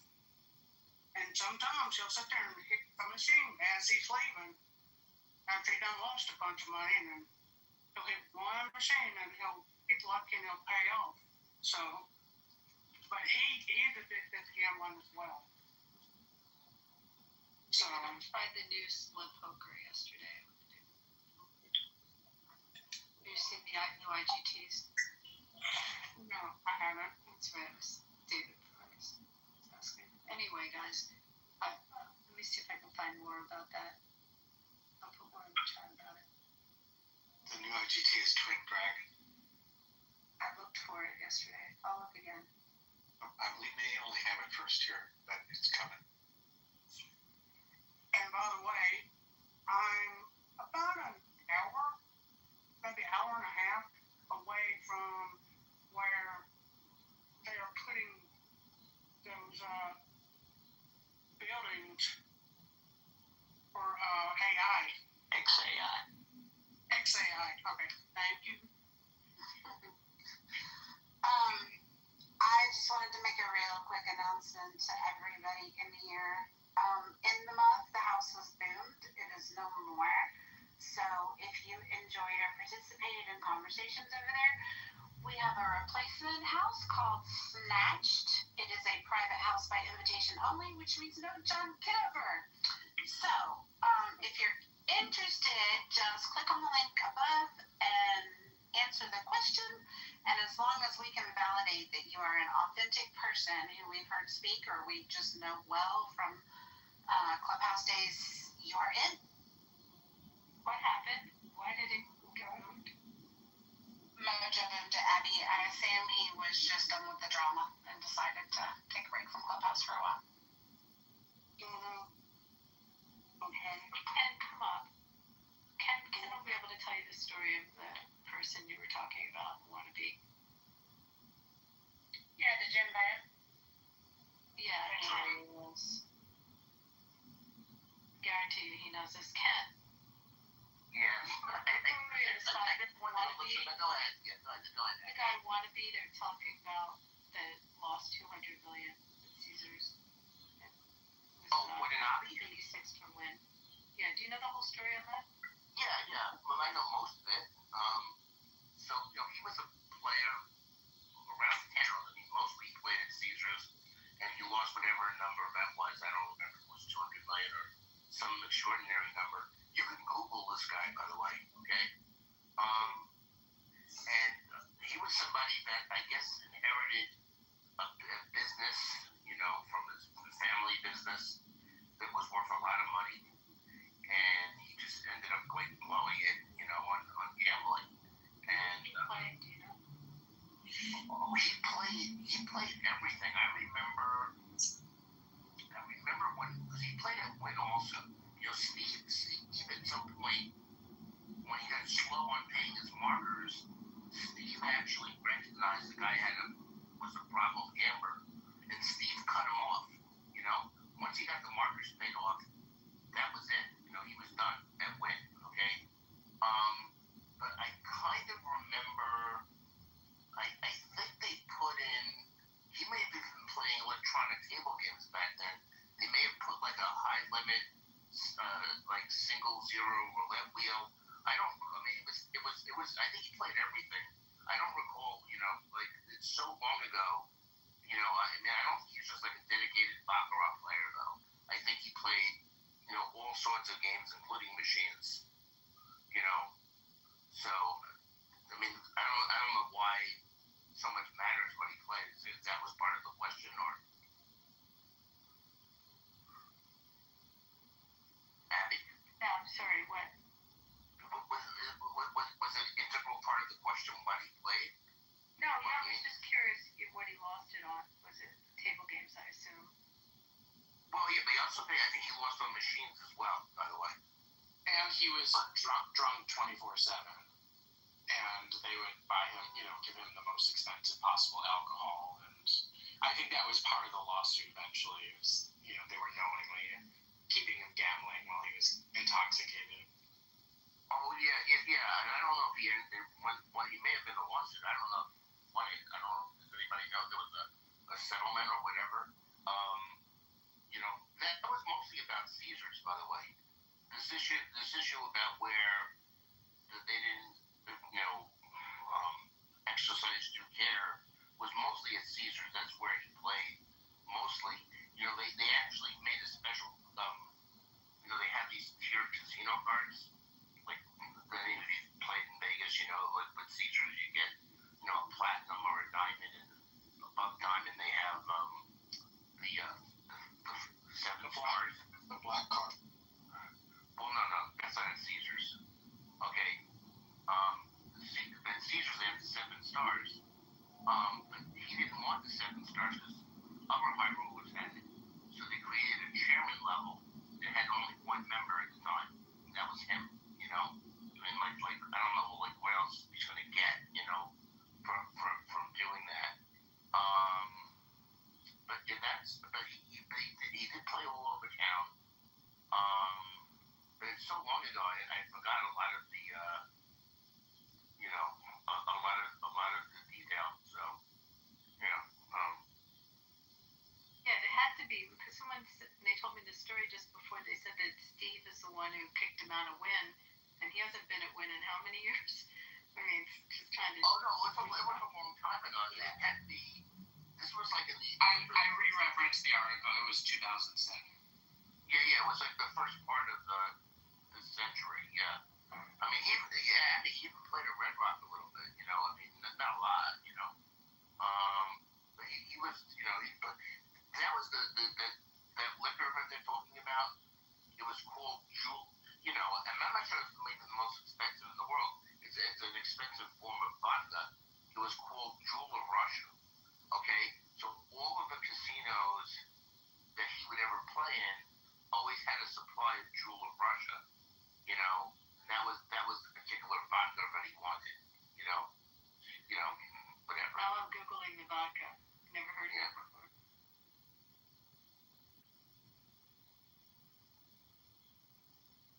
But he may have asked for that, right? I mean, I go to a Native American casino, most of our larger ones in Washington, and I see high-end tequila brands that I've never seen before. I asked the bartender, they said, well, we have a high roller, and he asked us to stock this. Yeah, I mean, it's not, I mean, he's not the only high roller that gets taken care of like that. But he's one of maybe the biggest rollers that Vegas ever had, because, generally people, even if they have it, cut themselves off before they lose $200 million. You would think. There's different levels of that vodka. Looks like the high-end stuff's like $200 a bottle, something like that. Yeah, and the article I just reread, it says in 1 year he lost $127 million, which was 20% of Caesar's Palace revenue for that year. Wow. That makes no sense, by the way. It can't be. No, it would have to be EBITDA. It couldn't be revenue. That number would be too low to be 20% of revenue. Caesar's does, and by the way, I'm talking about Caesar's the whole company. Yeah, I think they meant just the one casino, not the whole company. Even the whole casino. I mean, that casino has to do they do over in revenue. There's over $1 billion, easily over $1 billion in revenue. Because it's not just gaming. There's hotels. There's Celine Dion. There's I mean, no.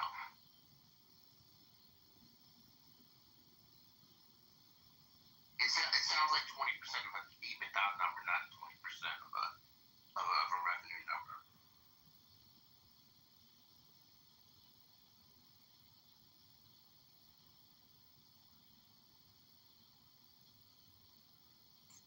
Well, I never get to go blow money like that, so I don't get into it. I was put on disability about 2008.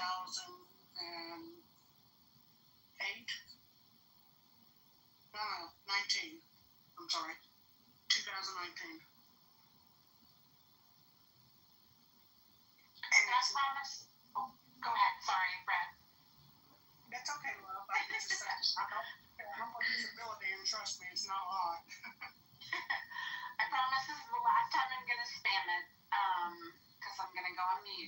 work on painting for a little while, but some of you regulars for In the Muff that are down in the goo, if you click on the link and join the house above, it's a replacement house. It is private by invitation only, so there will be no John Kitover in those rooms. You're welcome to join as long as we know you as regulars. Poor John, he's really sad. We're putting him out of work this week. What else will he record without us? Right. Serendipity, I was going to ask, and if it's confidential, please say it's confidential, but is the reason why the replacement, the snatch is happening is because of John Kitover only, or are there other reasons? No. I didn't think so, yeah. Yeah, no, and it's, no disrespect to John, but enough people have expressed a distaste for the room streaming, and really the only way to circumvent that is to do a private house. So, yeah, it's not meant to be an exclusive house. Yeah. There will probably be people in there that you love and hate, but it's just essentially meant to bypass the streaming. Right, which is why earlier, about an hour ago, he called it the Uncle Steve room, which he was close. He was close enough, but, of course, the Anons can come in and stream it anytime they want, so. Right.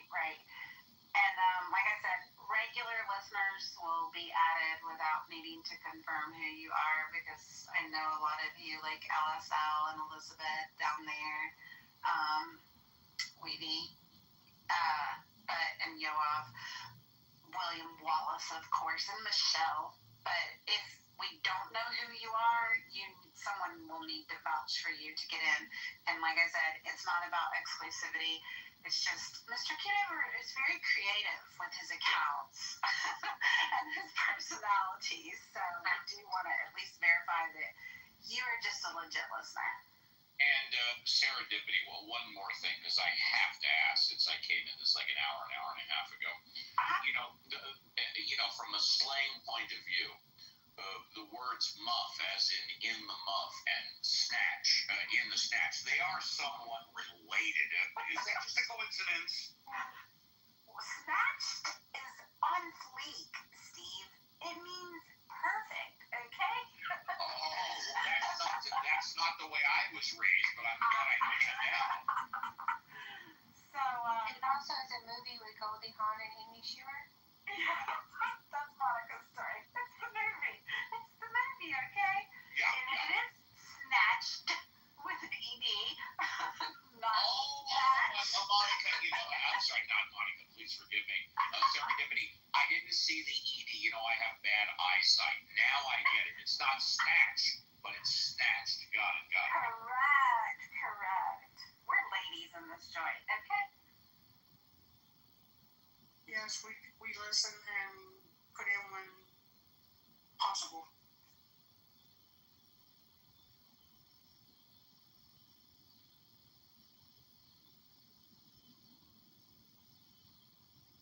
Damn straight. Roger get kicked off the app again? I guess not in the room for a while. Anybody know? No, I think he left. Yeah, he is just deactivated. He does check in periodically, but no, he wasn't clipped. It's just given the drama of the last few weeks, I think he just decided enough is enough for now.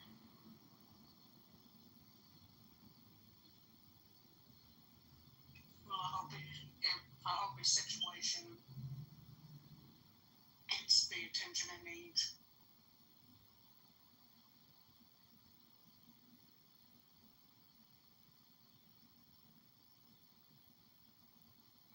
I think he's trying to avoid attention. Speaking of attention, Dr. Jordan, anytime you want to come back to Casa de Appel, the front door is open there, babe.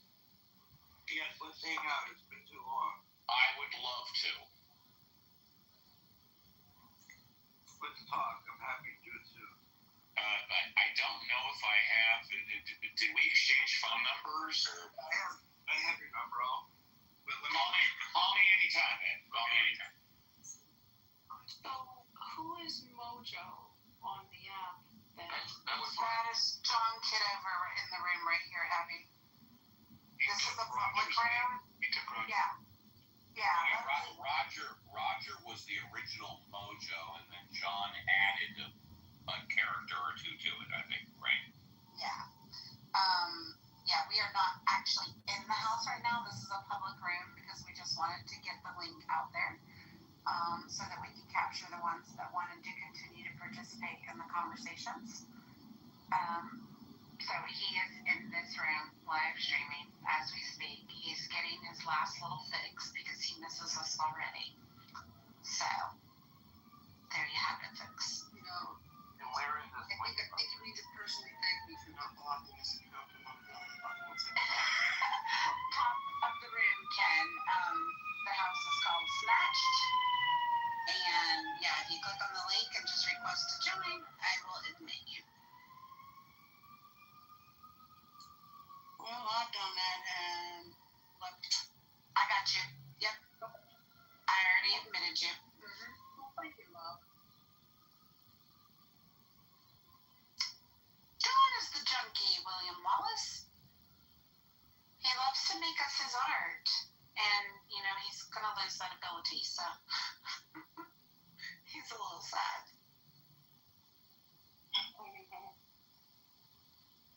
We were chased around one room that we went to.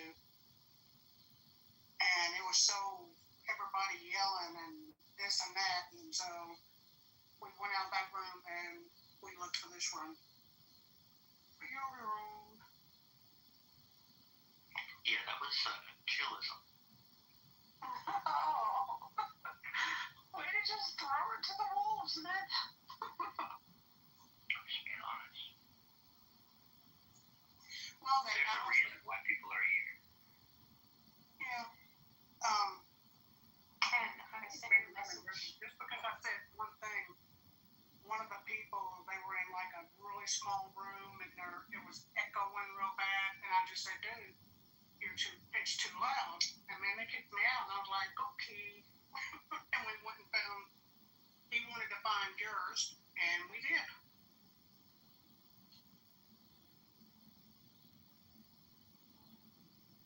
Don't you love the way people say yours now instead of yours? Enter instead of board. Sorry, I was letting people in. No, you're fine. I was just making running about the classic house. This is true, William. People say yours instead of yours.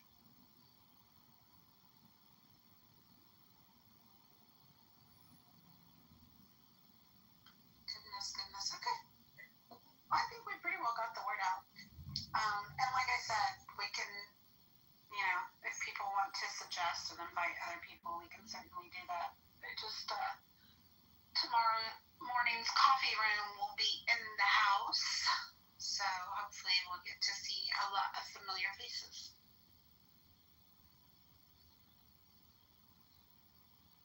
Well, I usually do not wake up till about 11 o'clock because I stay up till 3 o'clock in the morning.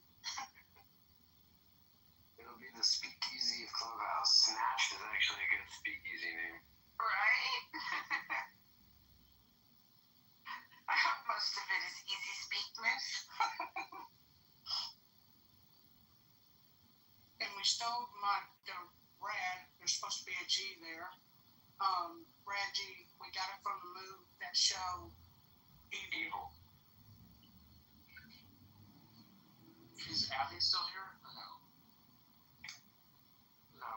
I was wondering about that. I was surprised that there was the new documentary about that Las Vegas shooting, and it's because I just went to load it and I've already seen it. It says it's from 22. It's not new, so I've already seen this.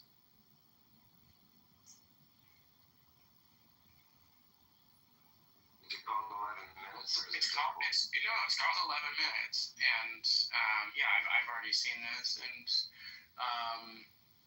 I'm surprised because this is something that I've thought for a long time has been sort of popularly memory hold, even though technically it was the largest mass shooting in American history, and it is if for the alternate history conspiracy minded people, it is a deep, dark rabbit hole. Like none of what the official stories make sense at all.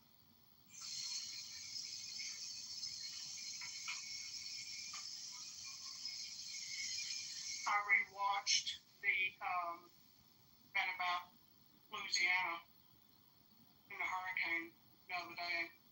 It was really sad.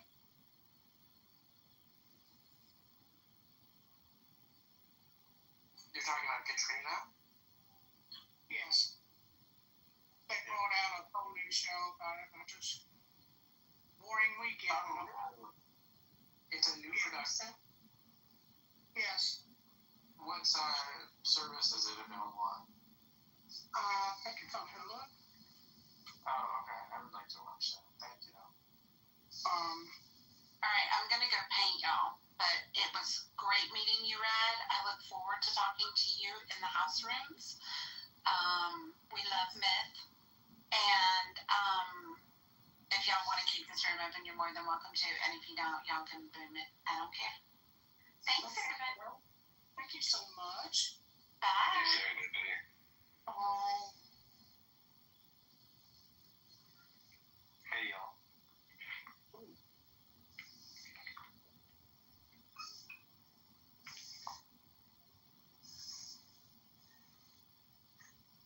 Okay, so what the temperature where everybody is? What y'all's high for the day? Today was incredible. It was like 74 degrees today. Couldn't have asked for a better Labor Day. It was. Yeah, it was 89 here. Yeah, 89.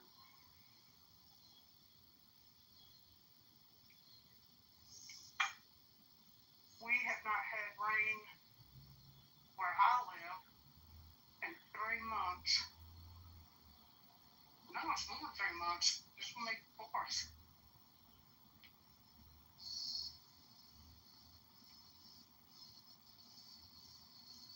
Has everybody left?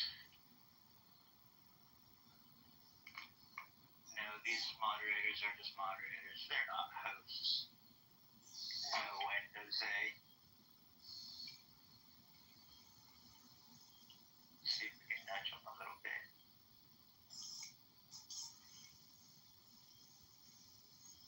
I mean, or we could just go somewhere else.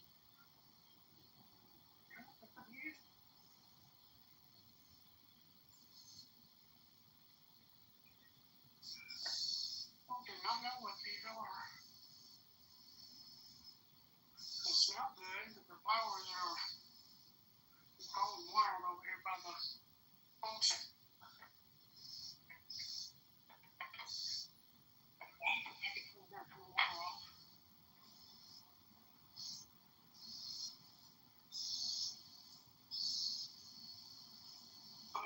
And my back is still hurting. So, you know what time that means? Time to smoke. So,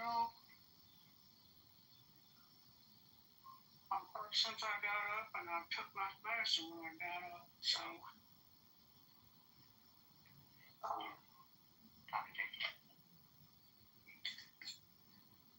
time to try something else.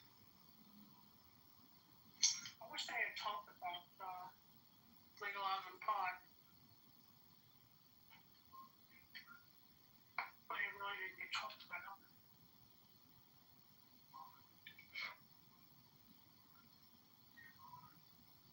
Seeing as it feels like we're the only ones that haven't approved it. Ain't that for sure?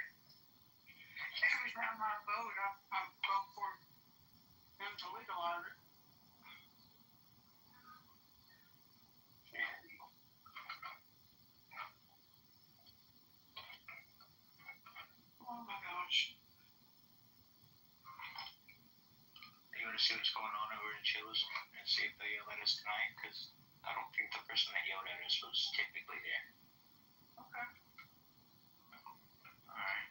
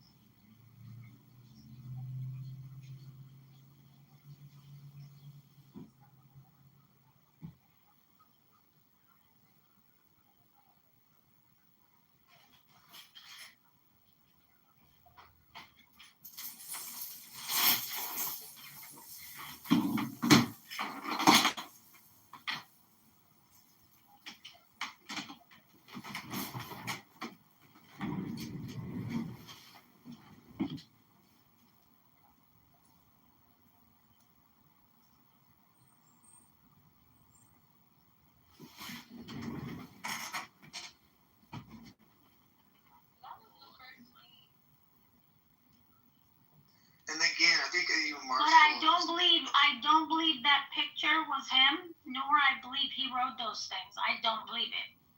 So the one that you're thinking, the split picture, right, is probably, you're thinking it's not him, the one where he's Well, he doesn't look like him. Yeah. What picture are you guys referring to? Yeah, it's in the goo down there. I gotta find that stuff. Give me a second. That picture, whoever that picture is, on this Trump has gained 80 pounds, and somehow no one noticed it. That person has a huge under chin fat, and that's not Trump. Trump looks like shit right now. He has people up his ass. Oh, I'm so happy you're back, see? Don't leave us like that ever again. Yeah, me too. I wanted to know more about it. See, like, what are we doing tomorrow? See, we love debating. See, I love debating. I know I come out very passionate and it sounds like I'm yelling, but please don't ever leave. No, you come across as rude and just like you're just not a lady like that. You come across as rude. I mean, I have to be honest, and that's I apologize. See, just don't leave. Stay. Whatever you do, stay. Did you take your blood pressure meds? I got some marshmallows and graham crackers, and we can tell campfire stories. See, it'll help you feel better. Oh, thank you. I'm all good. I appreciate that. Thank you. I'll give you a beautiful day. I'll give Don't you worry about me. Worry about yourself. No, yeah, let's keep moving forward. JCS, what we got? Podcasting today. I know what your real name is, but I won't use it. How are you this evening, and what are your thoughts on the title right now at this point? Don't make me use your real name. You know what a couple people told me earlier today? Let him die. I actually had people tell me, I literally had people say that. I'm just saying. I didn't say that, though. I'm just saying. Well, how did you respond to them? I respected what they had to say. I didn't really respond. What do you say? I don't wish anyone to die. Who are you talking to? That's, are these your friends? This is actually a good, discussion here. Are these your friends that you're talking to, or are they just strangers on the street that you just happen to be talking about Trump? See? Oh, they're people that acquaintances that I know. So, yes, I know. So, yes, that are educated. And yes, I was surprised to hear this, but I didn't respond because I don't want to wish anyone ill will, if you will. Thank you. Was it Patty's room or people in Patty's room? Political correctness. No, it wasn't that. No. You were doing well earlier over there. Who cares about Patty here? Like, honestly, that's fine. No, I like Patty. I do like Patty. It's fine. No, I'm just saying, it's fine. No, but it wasn't Patty's room. No. I like Patty's room. I like them, but sometimes people just need to be educated. We all need to be educated. It's not a right or wrong. It's not black or white. It's not Democratic or Republican. It's about moving forward in a positive manner is what really we need to focus on. And that's really... So I don't understand. Why did you just come in this room and say you hope he dies? Is that moving forward in a positive manner? I didn't say that. I never said that. Didn't say that. I never said that. I'm not saying that, and I won't say that. That's not what I say. I'm saying other people said that, which I thought was really bold. I would be fine with him dying. I don't have an issue with it. Well, I'm glad, that's what's called projecting. When you hope Donald Trump dies, that's saying your life really sucks, and you're projecting your own death, and you're a piece of shit anti-American scumbag. You can say all you want. He's an elderly man in his 70s who's overweight and already is having medical decline with his foot issue, right?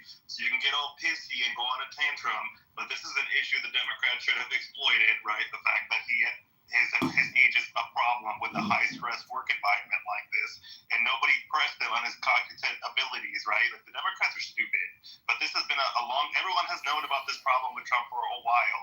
He is very likely to die in office. That's okay. It's not a big deal.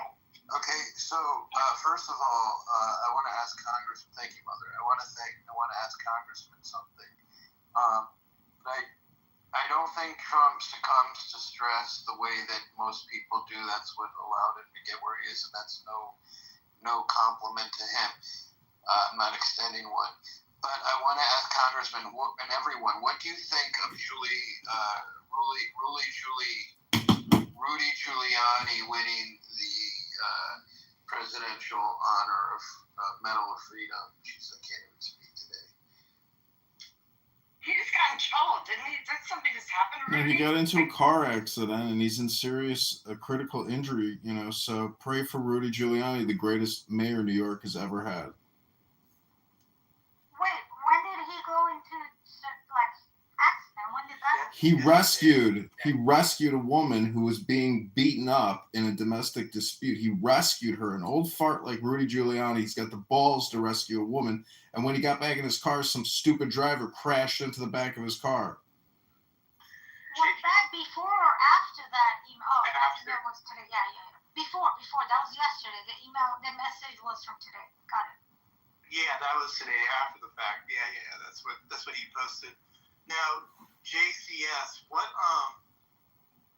do you have a certain criteria who is supposed to get that medal? Is that where you're going with this? Like, you think certain people don't deserve that medal? I'm assuming, right?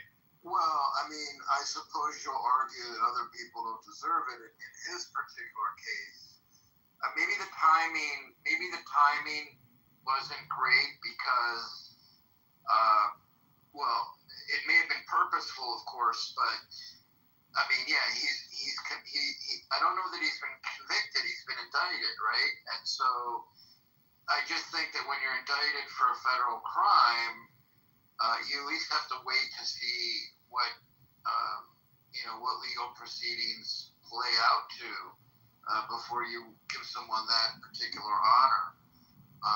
That's all. He's being persecuted. I see your point. I actually see Dr. Jupin's point. No, he has what's called a bias. Sorry. Rudy Giuliani is a hero. Dr. Jordan says he's correct because I'm scared of him. I don't know. I feel like he won't put me in prison. Oh, don't be afraid of me. I think that, here's the thing. Like, let's say you put an unsavory person, you nominate or give them the medal. That's fine. But if you don't have a cutoff, then what do? You need a cutoff somewhere. And being indicted for a federal crime, at least wait until you hear what happens, right? I mean, for goodness sake. He's being sued for calling somebody an election fraud participant. That's it. The legal industrial complex has bankrupted him over a lawfare bullshit lawsuit, which is completely unconstitutional.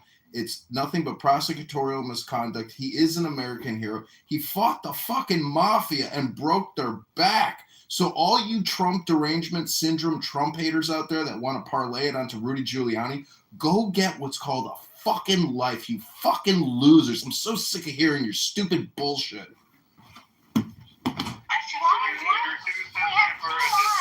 Fucking bullshit. No, he's correct. He's 100% correct on this. Isn't this the guy who records people and isn't this the guy who? Yes, we all know who he is. He's a dirty bird, though, but he actually you gotta give him credit for credit too. But he's still a dirty bird. But you gotta give him credit. Yeah, I can't give credit to someone who posts my video of saying my brother who's in Iran asked me something, which if the Iran IRGC agents have that copy, they can put my brother in prison, and he posts that on YouTube. I'm sorry, I can't give credit to some douchebag, dirty, nasty person like that. Okay, so back to my point before this tangent is like these weird, emotional tangents that people are doing right now, it's just odd, right? If you don't want to talk to people who don't agree with Trump, you could fucking leave. If you don't want to talk to Mojo because he's in the room, you could fucking leave. People forget how this app works. I'm confused. This is definitely not your room. Why don't you just shut the fuck up? I'm just reminding you because you're the one having the fucking meltdown on stage, right? Shut the fuck up, woman. And this, again, I will say whatever the fuck I want. I'm gonna tell you shut the fuck up, woman. Emotional meltdown is true. You're proving my point. No offense, mother, but that was the professor at her best. That was funny the way she said that. I'm just saying. Reminding people. All right. Glad to see that we have a lot of terrorist supporter here, you know. The least you could do was shut the fuck up and not say anything, because that's exactly what this douchebag did. He recorded me from a friend room where I was saying how I've said certain thing in certain room which can put my family member in danger, and he thought that was cute and funny, so he posted that. He shared my voice of talking about my family member who Yeah, and you're running your mouth again, repeating your same drama. I hate to break it to you, sweetheart, but you're not special. You're just a loud-mouthed old bitch. You're a fucking douchebag. I honestly thought you would at least apologize and be, oh, I didn't know it's serious. But you're a fucking... No one cares about you screaming on Clubhouse, and nobody in Iran wants to fuck with your family because you're annoying. You're a fucking mentally ill douchebag.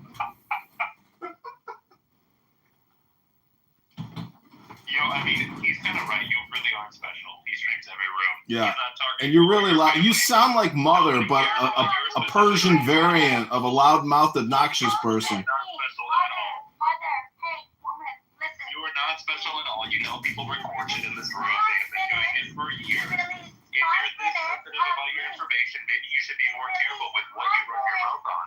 Like, that might be a you problem. Stop running your mouth if you want people to repeat it. Just don't engage, guys. Stop running your mouth if you don't want information. Don't engage. Mother, don't engage. Just leave her alone. Thanks for the invitation, man. The conversation was way better than how it went.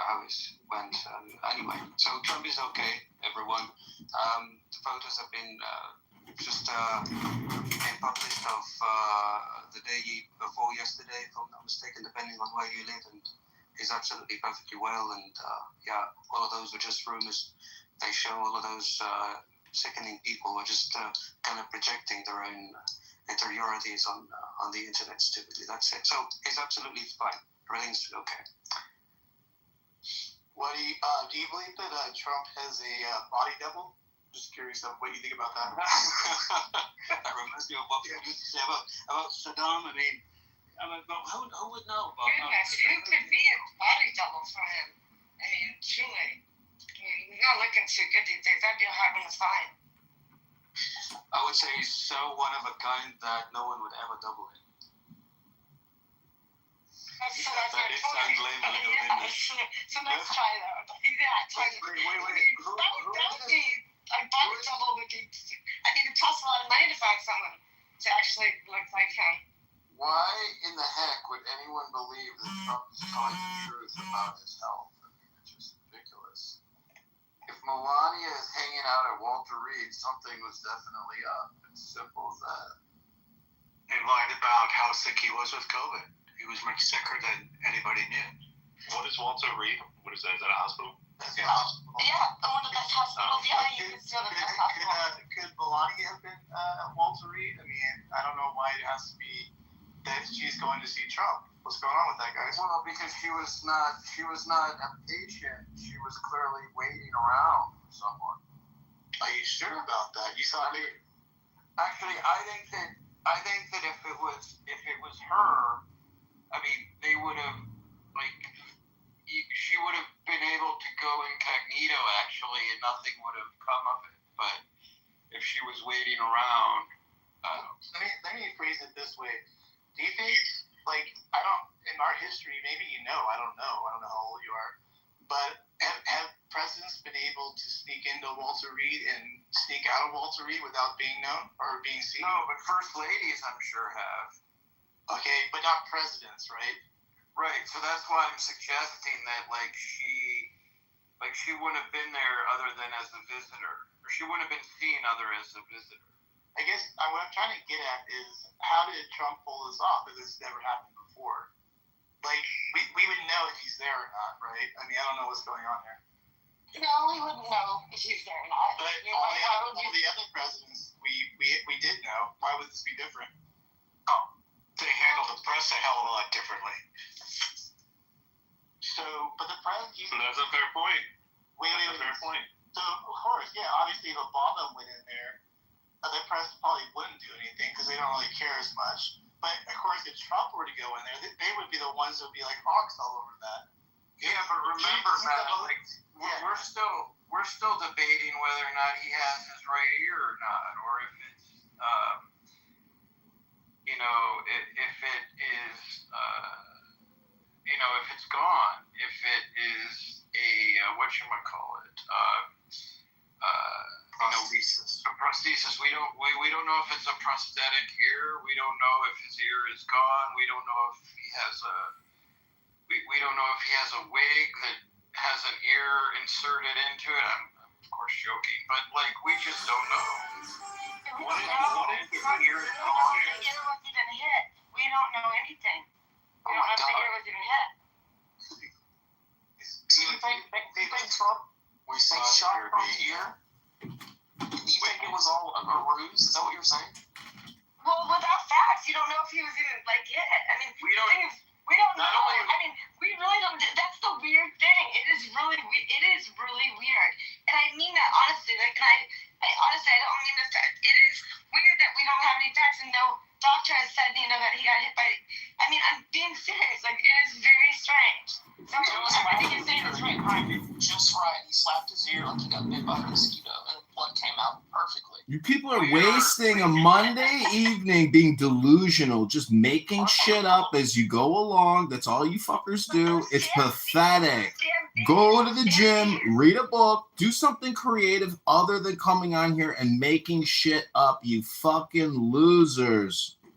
No, see, I heard that same thing too on the Alex Jones podcast. And I heard it was aliens that actually tried to shoot him down.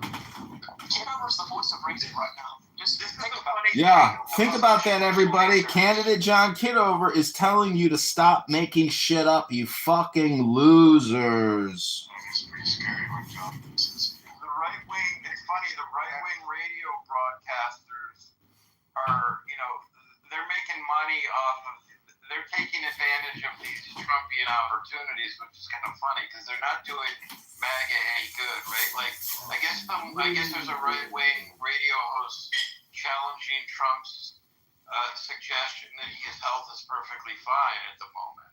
I don't know. I'm having fun with you guys. You're fun. You're funny.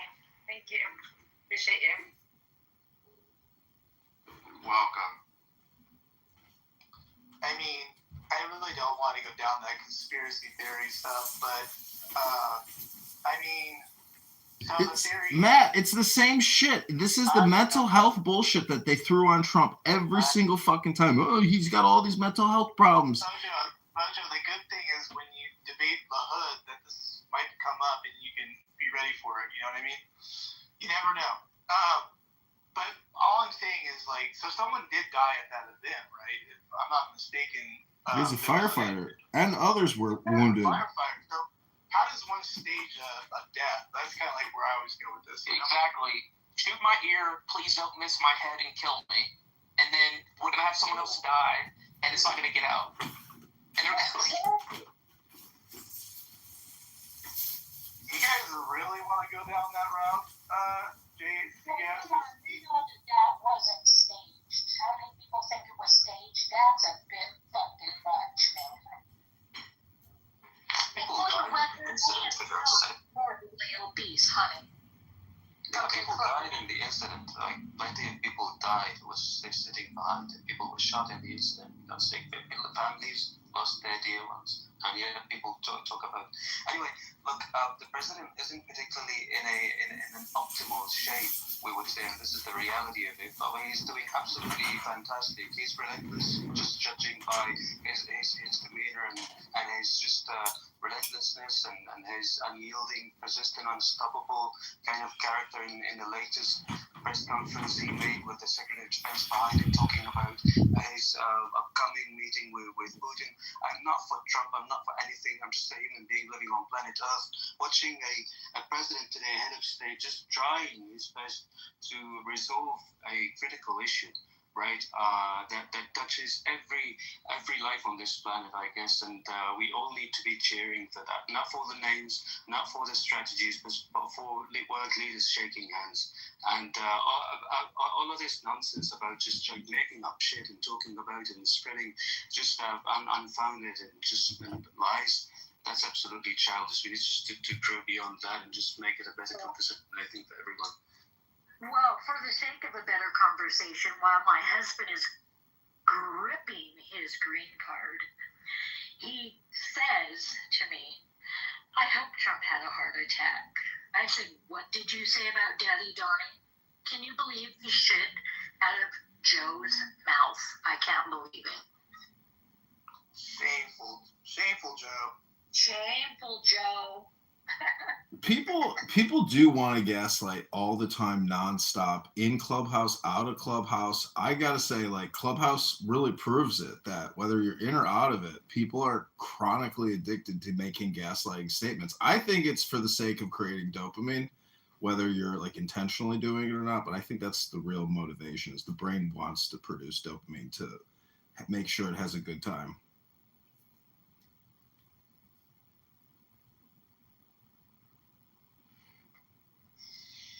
I mean, that's the other part of this is I'm assuming nobody wants, the other side doesn't want J.D. Vance to take the helm either, right? So, Exactly. You don't want that, right? So I guess you got to pick who you want, right? In this case, you don't want Trump to go away. I'm Trey. Yes, that's why I'm Trey. We don't want that. Well, look at what Howard Kaufman, a campaign contributor to candidate Kitover, he wrote, both Trump and Rush Limbaugh are fat, lazy, racist assholes. Now, I got to say, I don't know if they're necessarily fat, and I don't think they're racist. I think that isn't even projection, because I doubt you're a racist, but you could be fat, Howard. No, that was Necro who said that, Mojo. Oh, he's quoting it? Yeah. Look at that, yeah. Oh, thank God, because I was like, why is a campaign contributor writing, about these two great American heroes? I want a trip from Rush Limbaugh. That's so funny. That was so long ago. Off the radio, going to work. That's so funny. I want to trip. When Rush Limbaugh died, I was at a restaurant. This fat piece of shit at a table next to me said, I hope I can go to Rush Limbaugh's grave and piss on it. I got so angry while I was eating pizza. I thought to myself, should I go fuck this guy up? But I just sat there and I said, just relax. You're at a pizza parlor. That was a lot different when he was in his earlier career, though. Rush was a lot different, though. I have to be quite frank with that. I'm not sure how he was a lot different in terms of. He grew up with Trump's privilege, right? His background, his privilege. I don't think that makes him racist at all. I think he's done things to go outside of that stereotype and prove it to not be true. So I give him props for that, because some people would just lay in it and love that people call them a racist and don't give a fuck. Well, they don't care because they have all the privilege. To these racial ID projectors, everyone is racist because it's a post-structural white racist supremacist society. This is all they live on. They have nothing else to talk about. They're the dumbest people you could ever meet. All they do is bring up this stupid racial identity politics. It's a waste of time. And Necro is even a contributor to my campaign, but he did make me promise that I would help release or write a letter to Trump saying, release the Epstein files. I said, sure thing, Necro, send the $5. I'll put it on my to-do list. So don't forget, Necro, I'm not forgetting. What's your campaign? Hold on. First off, salute to my nigga, man. Second off, Mojo, you sound dumb as fuck. Black people can't be racist, man. Don't, just because y'all be racist. Bullshit, Mike. Can't be racist. How the fuck can we be racist? Because I have 10,000 hours of Clubhouse recordings to prove that there's lots of black racists on this app. That's a fact. Fuck about Clubhouse supporters. Black people, we can't be racist, bro. You so crazy. No, people can be racist, stupid. It's not just black people can't be. It's people can be racist, dummy. People. Stop with your racial identity card bullshit. What the definition of racism is? Mark. Racist is someone who believes its own race is superior to other races. It's simple as that. If you think your race, your people are better than other races and people, that makes you a racist. It's simple. Hey, Point is here. Hey, Point, come on up and tell everybody how big of a stupid dummy they are now that you're on TV and you're a supermodel. You big stupid dummy. I don't know if anybody knows this, but Point is actually John Kitover. He's a gay white guy pretending to be a black woman here on the app. His name is Point. So if you ever see Point in a room, be sure to just say, hey, that's John Kitover. That's not Point. That's not a gay white guy pretending to be a black guy. That's John Kitover, not Point. You big stupid dummy. You big stupid dummy. Everybody fell for my troll. You big stupid dummies. I'm a supermodel and I'm on TV. You just hate me. But my name is Point. I am complete. Big stupid dummies. Hey y'all. I'm sorry. I didn't know y'all were still here. I've been gone for a while. How could you do that? So high. Such a high voice. Yeah, so wrong. he's a character for sure. Holly, pretty then. I had to I put my kiddos to bed and then our cat is actually she's about to have babies and she's acting pretty weird. Like she's actually cuddled up with my kids right now, which is not really her thing. She's like acting super weird. Speaking of cuddling, when are you gonna invite your mom on the app? Oh god.